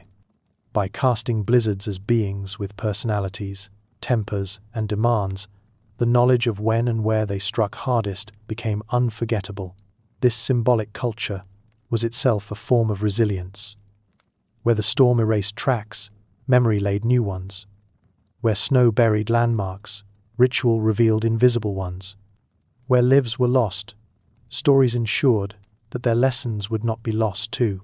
The drift was not simply a remnant of the storm, it was a canvas, and humans painted their survival on it through language, marker, and myth. And when the next storm rose over the horizon, it was not faced blindly. It was faced with the memory of all storms before, carried forward like a torch against the white silence. Blizzards, in this way, became more than weather events. They were woven into the curriculum of culture, taught in lessons that began long before children were old enough to join hunts. A boy learning to shape a spear might also be told, "Never point it toward the valley where the wind sleeps." A girl threading sinew through hide might hear, "This stitch keeps out the storm that buried your grandmother's camp." Such teachings embedded practical survival into the fabric of daily life, so that by the time a child stepped into their first blizzard, they carried an entire library of ancestral warnings stitched invisibly into their choices. Symbolic culture amplified this inheritance. Carvings of swirling lines on bone may have been more than decoration. They may have represented the spin of winds, the drift of snow, a memory carved into ivory. Other paintings of spirals and arcs on cave walls may have been lessons in weather, reminding watchers of patterns repeated through seasons. Even the rhythms of songs sung during storms could serve as mnemonic devices, the repetition of words and melodies, ensuring that the wisdom of survival stuck in the mind as firmly as it clung to the tongue. The effect was cumulative. Each generation added its own scars and victories to the collective body of knowledge. A storm that collapsed, a shelter gave rise to new construction techniques. A blizzard that carried herds away inspired adjustments to migration routes. These lessons, when retold, did not feel like novelty but continuity proof that the people were still listening, still learning, still shaping their survival out of memory. The drift was no longer merely snow. It was archive, testimony, and teacher. In this way, humans transformed the most destructive of natural forces into a source of cultural strength. The very storms that scattered herds, buried camps, and silenced landscapes also forged the habits of remembering, the rituals of retelling, the symbolic languages that turned danger into wisdom. Memory became the greatest adaptation of all, more enduring than spears, more flexible than fire, more essential than clothing. It was memory that kept families from repeating the mistakes of ancestors, that bound the living to the dead, that carried fragile lessons across the gulf of time. So when we imagine Ice Age families huddled against the storm, we should see more than fear. We should see instructions whispered into ears, markers placed into snow, rituals enacted by firelight, and symbols etched into bone. We should see humans who not only endured but learned, who refused to let the storm erase them by turning its very power into continuity. For in the end, the greatest shelter against the blizzard was not the hut or the fire. It was the mind shaped by memory, guarded by story, and carried forward in the lessons of the drift. When the sky clears, and the blizzard's roar dissolves into silence, what remains is not the same world that was buried hours or days before. The steppe emerges altered, reshaped, a place where every drift conceals both memory and cost. Families crawl from the hollow of their shelters, their eyes red from smoke, their limbs stiff from confinement, and they meet a land that is new and hostile, a land that demands a recalibration of everything they thought they knew. The aftermath of the storm is its own ordeal, quieter than the blizzard, but no less profound. It is in this stillness that the weight of survival begins to settle, and in that weight lies mourning, rebuilding, and acceptance. For some, survival means counting the missing. A collapsed roof, a failed fire, an unlucky decision to check traps at the wrong hour. The storm has a way of taking individuals without notice. The camp rises from its half-buried huts with fewer voices than before, and loss is not an exception but a pattern. Mourning becomes woven into the rhythm of life, for to live on the Mammoth Steppe is to accept that every storm carries names away into the snow. How does one grieve when the living must move on quickly? When the body cannot be buried deeply in frozen ground? When the howl of the wind makes even ritual difficult? Perhaps grief is expressed not in elaborate ceremonies but in the simple acts of carrying a loved one's beads forward, of whispering their name into the fire, of telling their story so the silence does not erase them entirely. Rebuilding begins almost at once, because grief cannot halt the need for shelter, food, and warmth. Snow must be cleared, hides patched, frames repaired. The camp reorganizes itself with urgency, for the land is different now, and so the strategy must shift. Hunters look to the ridges for signs of herds displaced by the storm, while gatherers reassess where wood and bone can be scavenged. Everything must be recalculated. How long the supplies will last, how far the next camp must be, whether the group can linger in place or must move quickly before hunger deepens. The aftermath is not only a trial of emotion but of logistics, the balancing of what remains against what has been lost. This is the rhythm of Ice Age survival. Storms take, and people respond. They carry the weight of the dead while reshaping the life of the living. Each blizzard teaching anew the lesson that stability is a myth. What endures is not the illusion of permanence, but the practice of adaptation.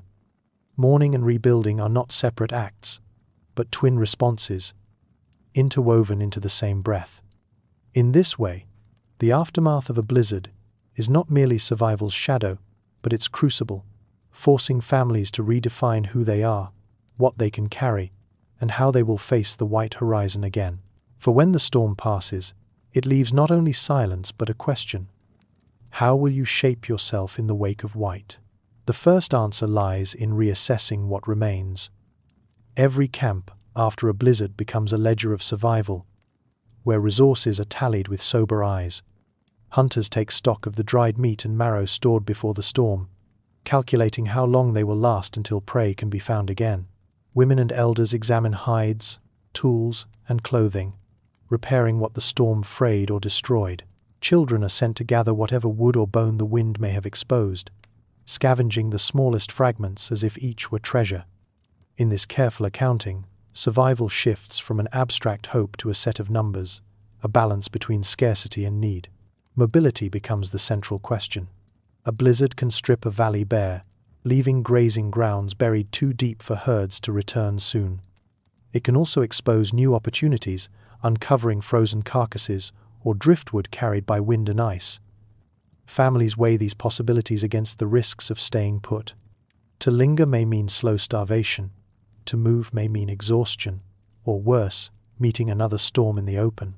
Thus the aftermath of each blizzard forces a re-evaluation, not only of supplies, but of the very ground beneath one's feet.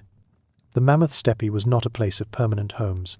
It was a land of thresholds, crossed again and again as the storm dictated. Archaeological evidence suggests this pattern clearly. Layers of charcoal and bone in caves and open sites often show abrupt breaks, gaps in occupation that may represent storms forcing abandonment. Sites along river valleys show repeated reoccupation, as though families circled back to favored places only when conditions allowed. Mobility was not aimless wandering, but calculated movement, a dialogue with the land that remembered where storms had been kind and where they had been merciless.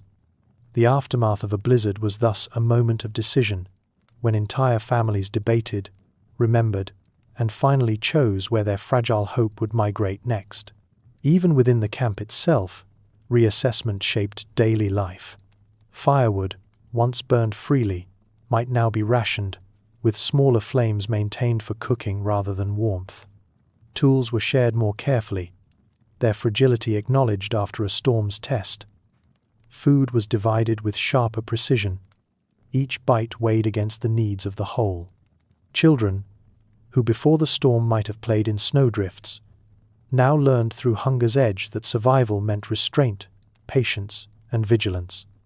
In this sense, the aftermath was not only a recalibration of resources, but a recalibration of behavior. As families reshaped their rhythms to match the altered landscape, the blizzard had tested them, and in its wake, the survivors tested themselves in discipline, in foresight, in willingness to adapt. This was not merely endurance, but strategy, a recognition that survival was never a single event but a continuous recalculation. And behind these practical decisions lay something deeper, the quiet acceptance that storms could not be mastered, only lived with. The white silence demanded more than tools and plans, it demanded philosophy. To live after the storm was to live with the knowledge that control was an illusion. Fire, clothing, shelter, all of these gave the appearance of mastery. Yet none could halt the wind when it howled across the plain. In the wake of White, families did not deny this truth. They accepted it, folding it into the fabric of their lives. This acceptance was not resignation but resilience, a recognition that strength came not from conquering nature, but from learning to bend with it. We can imagine how this philosophy was carried in words and gestures. Around the fire, the elders might say, "The storm is not our enemy, it is our teacher." Children, still shaken from the roaring night, would learn that fear itself could be shaped into wisdom. By framing the blizzard not as punishment, but as reminder that life is fragile, that vigilance must never lapse, Ice Age families found meaning in suffering. It was this meaning that allowed them to rise the next day, patch their shelters, and step forward into a land remade by snow. Such acceptance may explain why so many Ice Age myths and later indigenous traditions depict storms as beings rather than blind forces. A storm that has personality can be spoken to, respected, even bargained with. It becomes part of the social world, a power to be acknowledged rather than an incomprehensible void. This way of seeing transformed despair into dialogue. If the storm has intent, then survival has purpose. One does not fight in vain against the chaos of weather, but learns to live in conversation with it. Philosophical adaptation also extended into the rhythms of planning. Families understood that security was temporary, that every cache of meat, every hide tent, every fire was provisional. In this awareness, they lived lightly on the land, prepared always to move, to adjust, to let go. The storm had shown them that permanence was a dangerous illusion. Mobility and flexibility were the true constants. Accepting impermanence was itself a form of freedom, a way to align human life with the shifting contours of snow and wind. The emotional impact of this worldview cannot be overstated. Instead of bitterness, there was reverence. Instead of despair, there was humility. People measured their endurance not by how fully they resisted the storm, but by how gracefully they adapted when the storm inevitably arrived. In this humility lay their strength, for it prevented overconfidence, encouraged preparedness, and fostered a communal spirit that kept memory alive. Thus, in the wake of White, philosophy was as essential as food or fire. It was philosophy that made suffering bearable, loss meaningful, and adaptation possible. For what the storm demanded most of all was not only resilience of body, but resilience of spirit, the capacity to see in the devastation not an end, but a beginning. And so, when the storm lifted, families emerged not only altered in circumstance, but transformed in outlook, carrying forward a wisdom as enduring as the snow itself. The reshaping of families after a blizzard was visible in both their numbers and their bonds. Loss reduced households, but survival often tightened what remained. Children might take on new roles sooner, asked to watch fires or help mend hides in ways they had not before. Elders, once vulnerable, became even more precious, for their knowledge of past storms was proof that survival could stretch across lifetimes.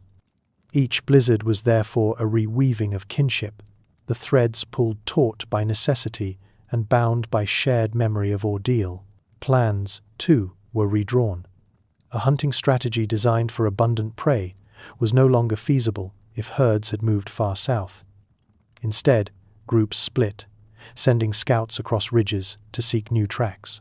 A camp once envisioned as stable for weeks might now be abandoned within days, the storm having shifted snow and ice to make the ground unlivable. Adaptation was constant, but in the aftermath, it carried new urgency, a recognition that every decision could shape whether children lived through the next season. This was survival not only as reaction but as foresight, a kind of philosophy enacted in the practical choices of where to walk, what to carry, and how to divide labor. The emotional terrain was no less altered. After confinement, release into open air could feel both liberating and terrifying. The quiet following the storm was eerie, the land blanketed in silence so complete that it magnified every heartbeat, every breath. Yet this silence was also an opportunity. Families used it to reflect, to retell, to reaffirm their shared resilience. Around the hearth, stories of the storm just endured began to join the catalogue of remembered blizzards, woven quickly into the oral fabric that would guide future generations. Memory began forming even before the snow had settled, because in these societies, the act of surviving was inseparable from the act of recording survival in story. Philosophical adaptation also manifested in ritualized gratitude. The first fire rekindled under clear skies might be greeted with offerings of fat or marrow, a gesture of thanks for endurance. Survivors may have smeared ashes on their foreheads or scattered bones into drifts as tribute to forces larger than themselves. Such acts were more than superstition. They were acknowledgments of dependence, reminders that humanity's place on the Mammoth Steppe was conditional, fragile, and never assured. Gratitude, like mourning, became a survival strategy, a way of binding the emotional wounds left in the storm's wake. Through all of this, the lesson was reinforced.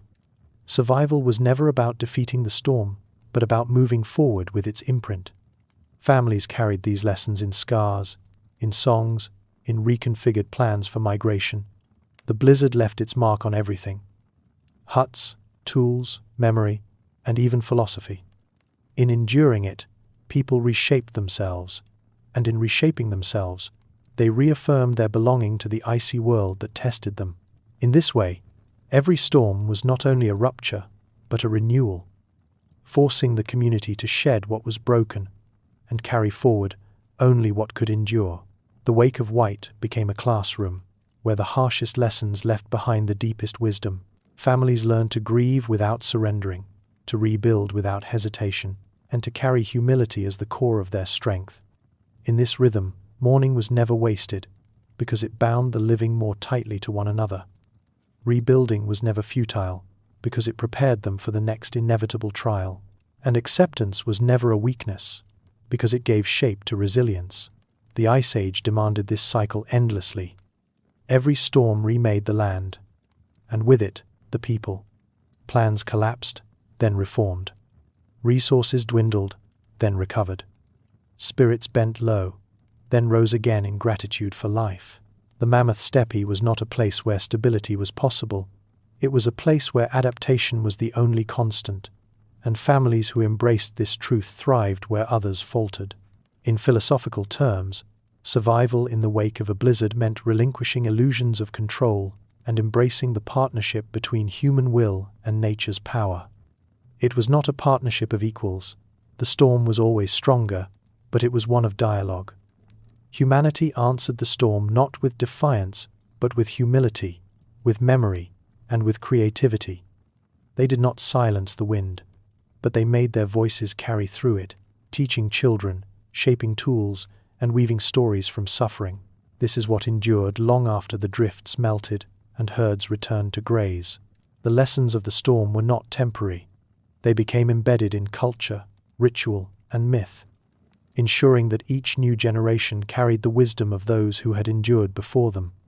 What began as survival hardened into tradition, and what began as necessity blossomed into philosophy. The Wake of White was therefore never only the aftermath. It was a crucible of transformation, where families were broken, remade, and carried forward with new clarity. Mourning bound them to memory, reassessment kept them nimble, and acceptance gave them the strength to rise again.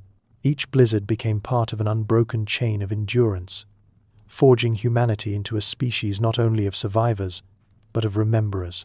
And so, when the last embers of a rekindled fire glowed against the cold silence, what lingered was not despair but resolve. Resolve to carry forward the memory of those lost.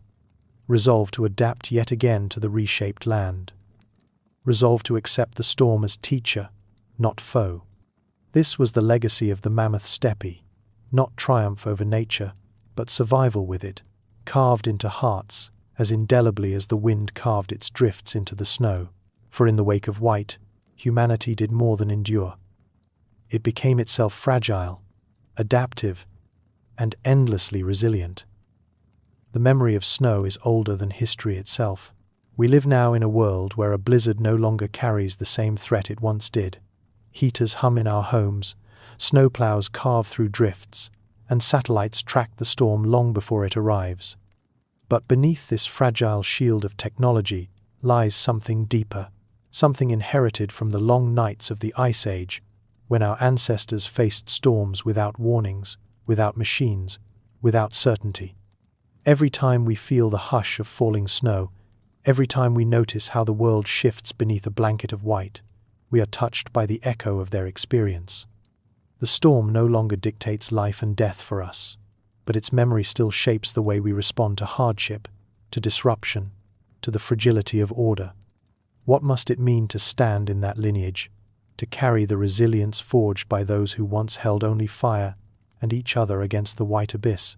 To see our modern resilience clearly, we must first acknowledge its roots, the ways in which we prepare for winter, the instinct to stockpile food, to gather in safe spaces, to mark dangerous places, and tell cautionary stories are not inventions of the last century, but inheritances that reach back tens of thousands of years. Ice Age survival strategies echo quietly in modern customs, from the architectural instinct to insulate our homes against the cold, to the cultural pull of festivals that celebrate light in the darkest season. In these traditions, practical and symbolic, we see the shadows of shelters, lined with bone and hide, fires guarded by smoke holes, caches of meat buried beneath frozen ground. We are not separate from those who endured the storm. We are their descendants, their voices whispering in the back of our survival instincts. And yet, what have we forgotten? The storm once demanded humility, reminding humanity of its smallness before the vast power of nature. In our modern world, We imagine ourselves protected, insulated from weather by walls, engines, and grids. But what happens when those protections falter? A blackout, a stranded car, a supply chain broken by snowfall suddenly. The blizzard reclaims its ancient voice, and we feel, if only briefly, the vulnerability our ancestors knew so well. It is then that the memory of snow stirs within us, reminding us that survival is not guaranteed, that warmth is precious, that community is stronger than isolation. Perhaps that is why the image of a blizzard still carries such weight in our imagination. Even when it is no longer fatal, it symbolizes disruption, the reminder that human order can be buried in a night. We still tell stories of snowbound towns, of lost travelers, of communities rallying together when the roads are closed and the world goes silent. We are drawn to these tales not out of nostalgia, but because something in them is profoundly familiar, a reminder of who we once were, and who, in truth, we still are. The storm is no longer on our doorstep, but the readiness it required has been passed on like language, like song. It lives in the way we reach for candles during outages, in the impulse to call loved ones when the weather shifts, in the unspoken comfort we find in shared heat bodies close on a couch, steaming mugs between cold hands, laughter blooming despite the wind. These are ancient gestures, born of a time when life depended on their repetition. And though our threats may have changed, more often digital than elemental, the emotional architecture remains the same. What our Ice Age ancestors built in the snow was not just shelter, but a culture of endurance. That culture still whispers beneath our modern habits. In tracing what we've carried forward, we must also consider what we've lost: the intimacy with the land. For one, the ability to read the sky without instruments, the patience to sit in silence and listen for the storm's intentions. Our ancestors knew how to sense the world with their whole bodies, how the ache in bones meant a pressure change, how certain birds fell silent before the snow, how the shape of drifting clouds meant a turn in the wind. These were not tricks, they were literate, a language learned through generations, through repetition and need. Much of that has faded into the background of our noise-filled world, yet it lives on in isolated moments, in a hunter's intuition, in an elder's hunch, in the way a child pauses at the window to say, "It feels like snow." And beyond the sensory memory, there is the emotional one, the emotional wisdom of the blizzard. In those shelters of mammoth bone and stitched hide, with wind howling and snow piling against the world, survival required more than skill. It required a mental quieting, an ability to endure time itself, to wait, to hold still without despair. Modern life seldom trains us for this. We flee discomfort, fidget in line, race against clocks, but the storm teaches a different rhythm, one not of action, but of being. In Ice Age families, children learnt it at birth, wrapped in skins, and rocked through days of white silence. Adults practiced it by firelight, whispering stories that moved like breath in the dark. It was a culture of patience, born from necessity, honed by snow. And when the snow lifted, there was more than just relief, there was reflection. The blizzard was not just endured, it was remembered. I talked about it, folded into song and lesson. This memory wasn't just about what happened, but about what mattered, who shared, who sacrificed, who suffered. It was a story not only of cold, but of character. That, too, is part of what has reached us, the idea that in hardship we reveal who we are. In the storm's silence, truth had nowhere to hide. It curled up beside you in the dark. It sat in the way someone rationed food or offered warmth, in who gathered children close, and who braved the cold to mend the roof. These small, quiet decisions were the building blocks of Ice Age ethics. And when the storm passed, these choices were remembered not for glory, but for guidance. In this way, blizzards became moral events, shaping not just survival strategies, but value systems. Who you were in the whiteout mattered. The same holds true, though we may not see it as clearly, in our own modern storms. Today, our storms are less visible. They are economic, emotional, and ecological. But the instinct remains. When a crisis comes, we gather, we reach out, we ration, we remember. These are ancient impulses, older than cities, older than farming, older than names. They were carved into us in the long winters, when each decision could tip the balance between life and death. In the hush of falling snow, Ice Age humans built a culture that did not just fight the cold, it adapted to it emotionally. It made peace with the storm by preparing for it, and by embedding its memory in stories. These stories did not survive because they were thrilling. They survived because they were true, because they helped. In the warmth of a future hearth, a child would ask, "What happened when the sky turned white?" And a grandmother would answer, not just with facts, but with tone, with gesture, with silence in the right places. The story was not merely about the storm, it was about the response. How the family came together, how they shared, how they waited. This was the real inheritance, a memory not just of what the blizzard did, but of who they became in its presence. We still do this, in our own quiet way. The snowstorm that knocked out power for a week, the flood that forced evacuation, the illness that brought a household into stillness.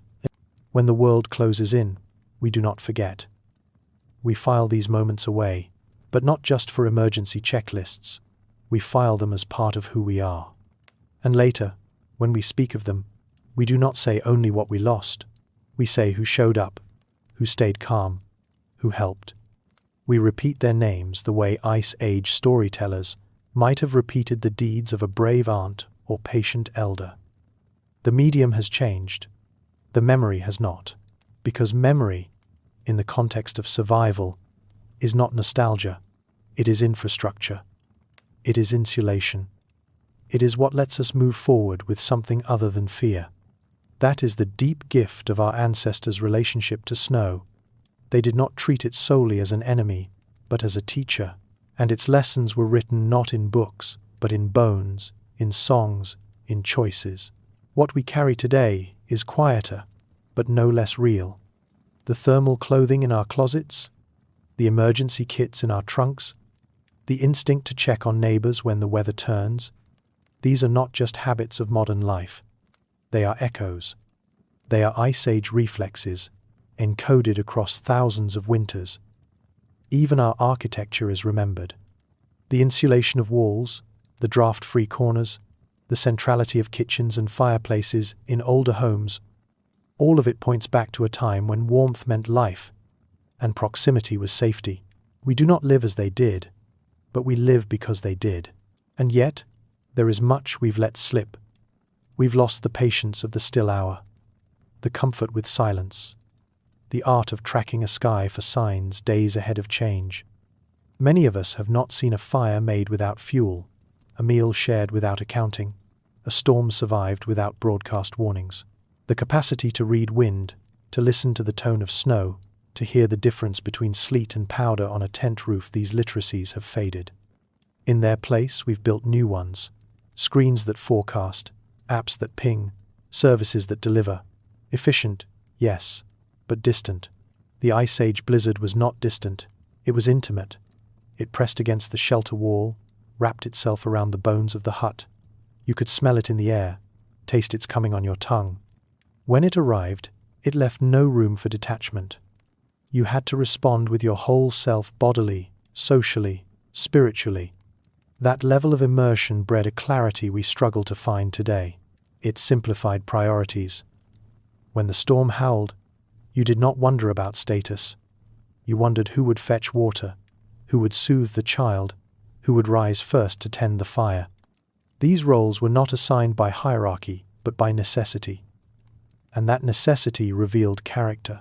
In that way, each storm was also a kind of mirror. It showed a community what it was made of. Who froze, who reached out, who held back, and who, even when their fingers were cracked and numb, still passed the bowl to someone else. These are the stories that survived not because they were extraordinary, but because they were ordinary, common, expected.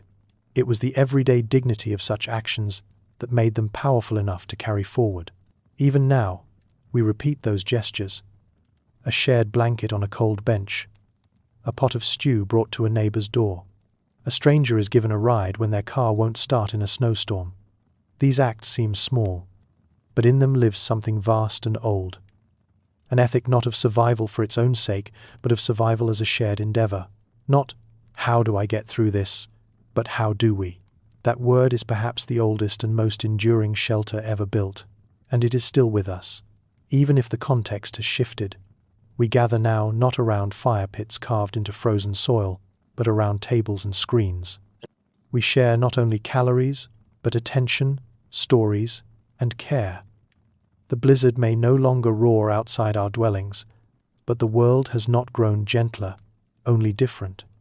The winds come in new forms: social, political, ecological.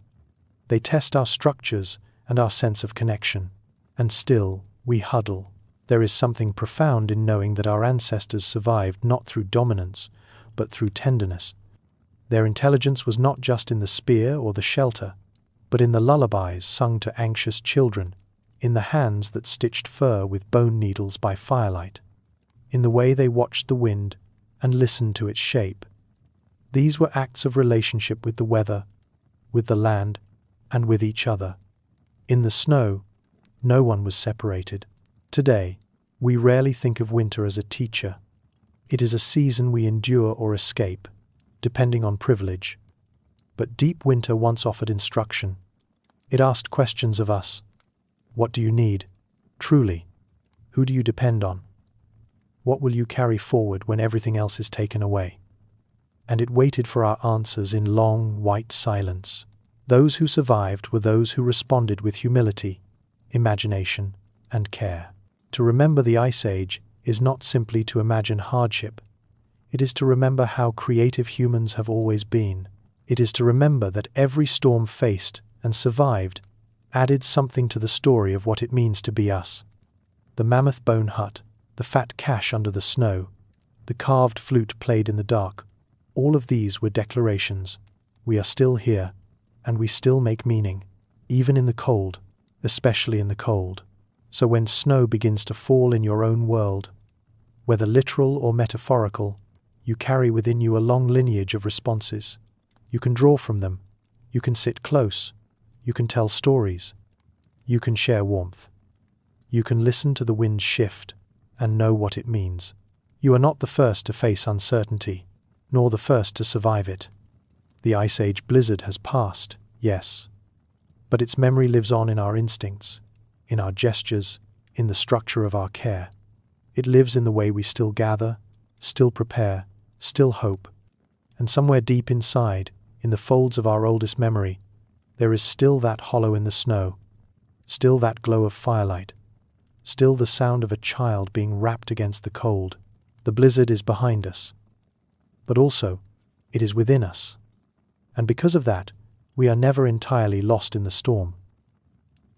Thank you, fellow Sapiens, for walking this long road through the ice with us, for tracing each quiet footstep in snow, each ember that lit the dark, each memory that refused to vanish beneath the drift. If this story helped you feel a little closer to the people who came before us, or sparked a new sense of wonder, or simply gave you a moment of stillness in the storm of modern life, thank you for being here. I wonder what sound, what firelit gesture, what moment in this long white silence you'll carry with you. Whether it was the image of bone needles glinting near a hearth, the quiet echo of a child being wrapped against the cold, or the enduring sense of a story passed from lips to ears while the wind howled, these fragments are what connect us across time. If one of those moments spoke to you, I'd love to see your reflection in the comments as a quiet offering to the shared shelter we're building here. And if you'd like to keep exploring the edges of deep time and human memory with us, consider subscribing. We've only just begun to unearth the stories the Earth still keeps. Until next time, stay curious, stay thoughtful,